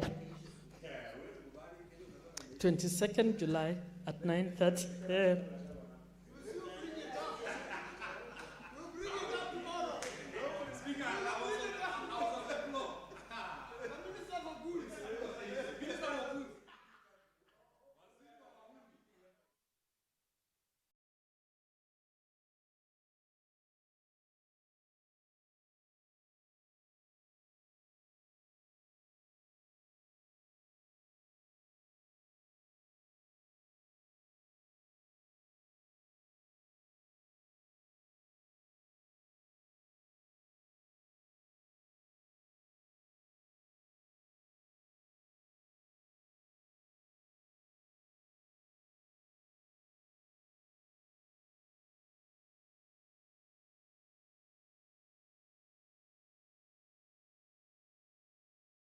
In a prayer to open up the meeting. Welcome, Madam PS. Thank you, Your Excellency. Let's pray. Mighty and everlasting Father, the King of Kings and the Lord of Lords, we come before your presence, Lord, this morning to thank you for the gift of life, to thank you for the gift of a new day, and to thank you for the privilege that you've given us to serve our great nation, Kenya. We are gathered this morning, led by His Excellency the President, Lord, to discuss on the Kenya's next long-term development vision. Father, we cannot forget to thank you on how you've enabled us to implement the Vision 2030. Thank you, Father, because we've come this far because of you. Father, we are this far because of the strength, the courage, the wisdom, and the discernment that you've continued to give our President as he leads our nation. Father, we commit the deliberations that you are going to have today. That, Lord, may the outcomes of this discussion, Father, deliver a Kenya that is prosperous, a Kenya that is peaceful, a Kenya that is transformed to the first world nation. Father, we commit this meeting believing in your guidance and in your protection. In Jesus' name we pray and believe. Amen. Thank you. Let us kindly take our seats. Your Excellency, Dr. William Samoei Ruto, President and Commander-in-Chief of the Kenya Defense Forces, Your Excellency, Professor Abraham Kithure Kindiki, Deputy President of the Republic of Kenya, Your Excellency, Dr. Musalia Mudavadi, the Prime Cabinet Secretary and Minister for Foreign and Diaspora Affairs, Honorable Felix Koskei, Head of Public Service, all Cabinet and Principal Secretaries present, Honorable Ahmed Abdullahi, COG Chair and Governor Wajir County, Honorable Professor Anyang' Nyong'o, Governor Kisumu County, all governors present, all members of Parliament, Francis Atwoli, Secretary General Kotu, Vice Chancellors and Academia Fraternity, all senior government officials, private sector representatives, and captains of industry. Your Excellency, sir, to start us off on this session, allow me to invite invite David Ndii, who is the Chairperson, Presidential Council of Economic Advisors, to give us a scope of the meeting and also an overview. Why don't we welcome him with a clap? David Ndii, karibu.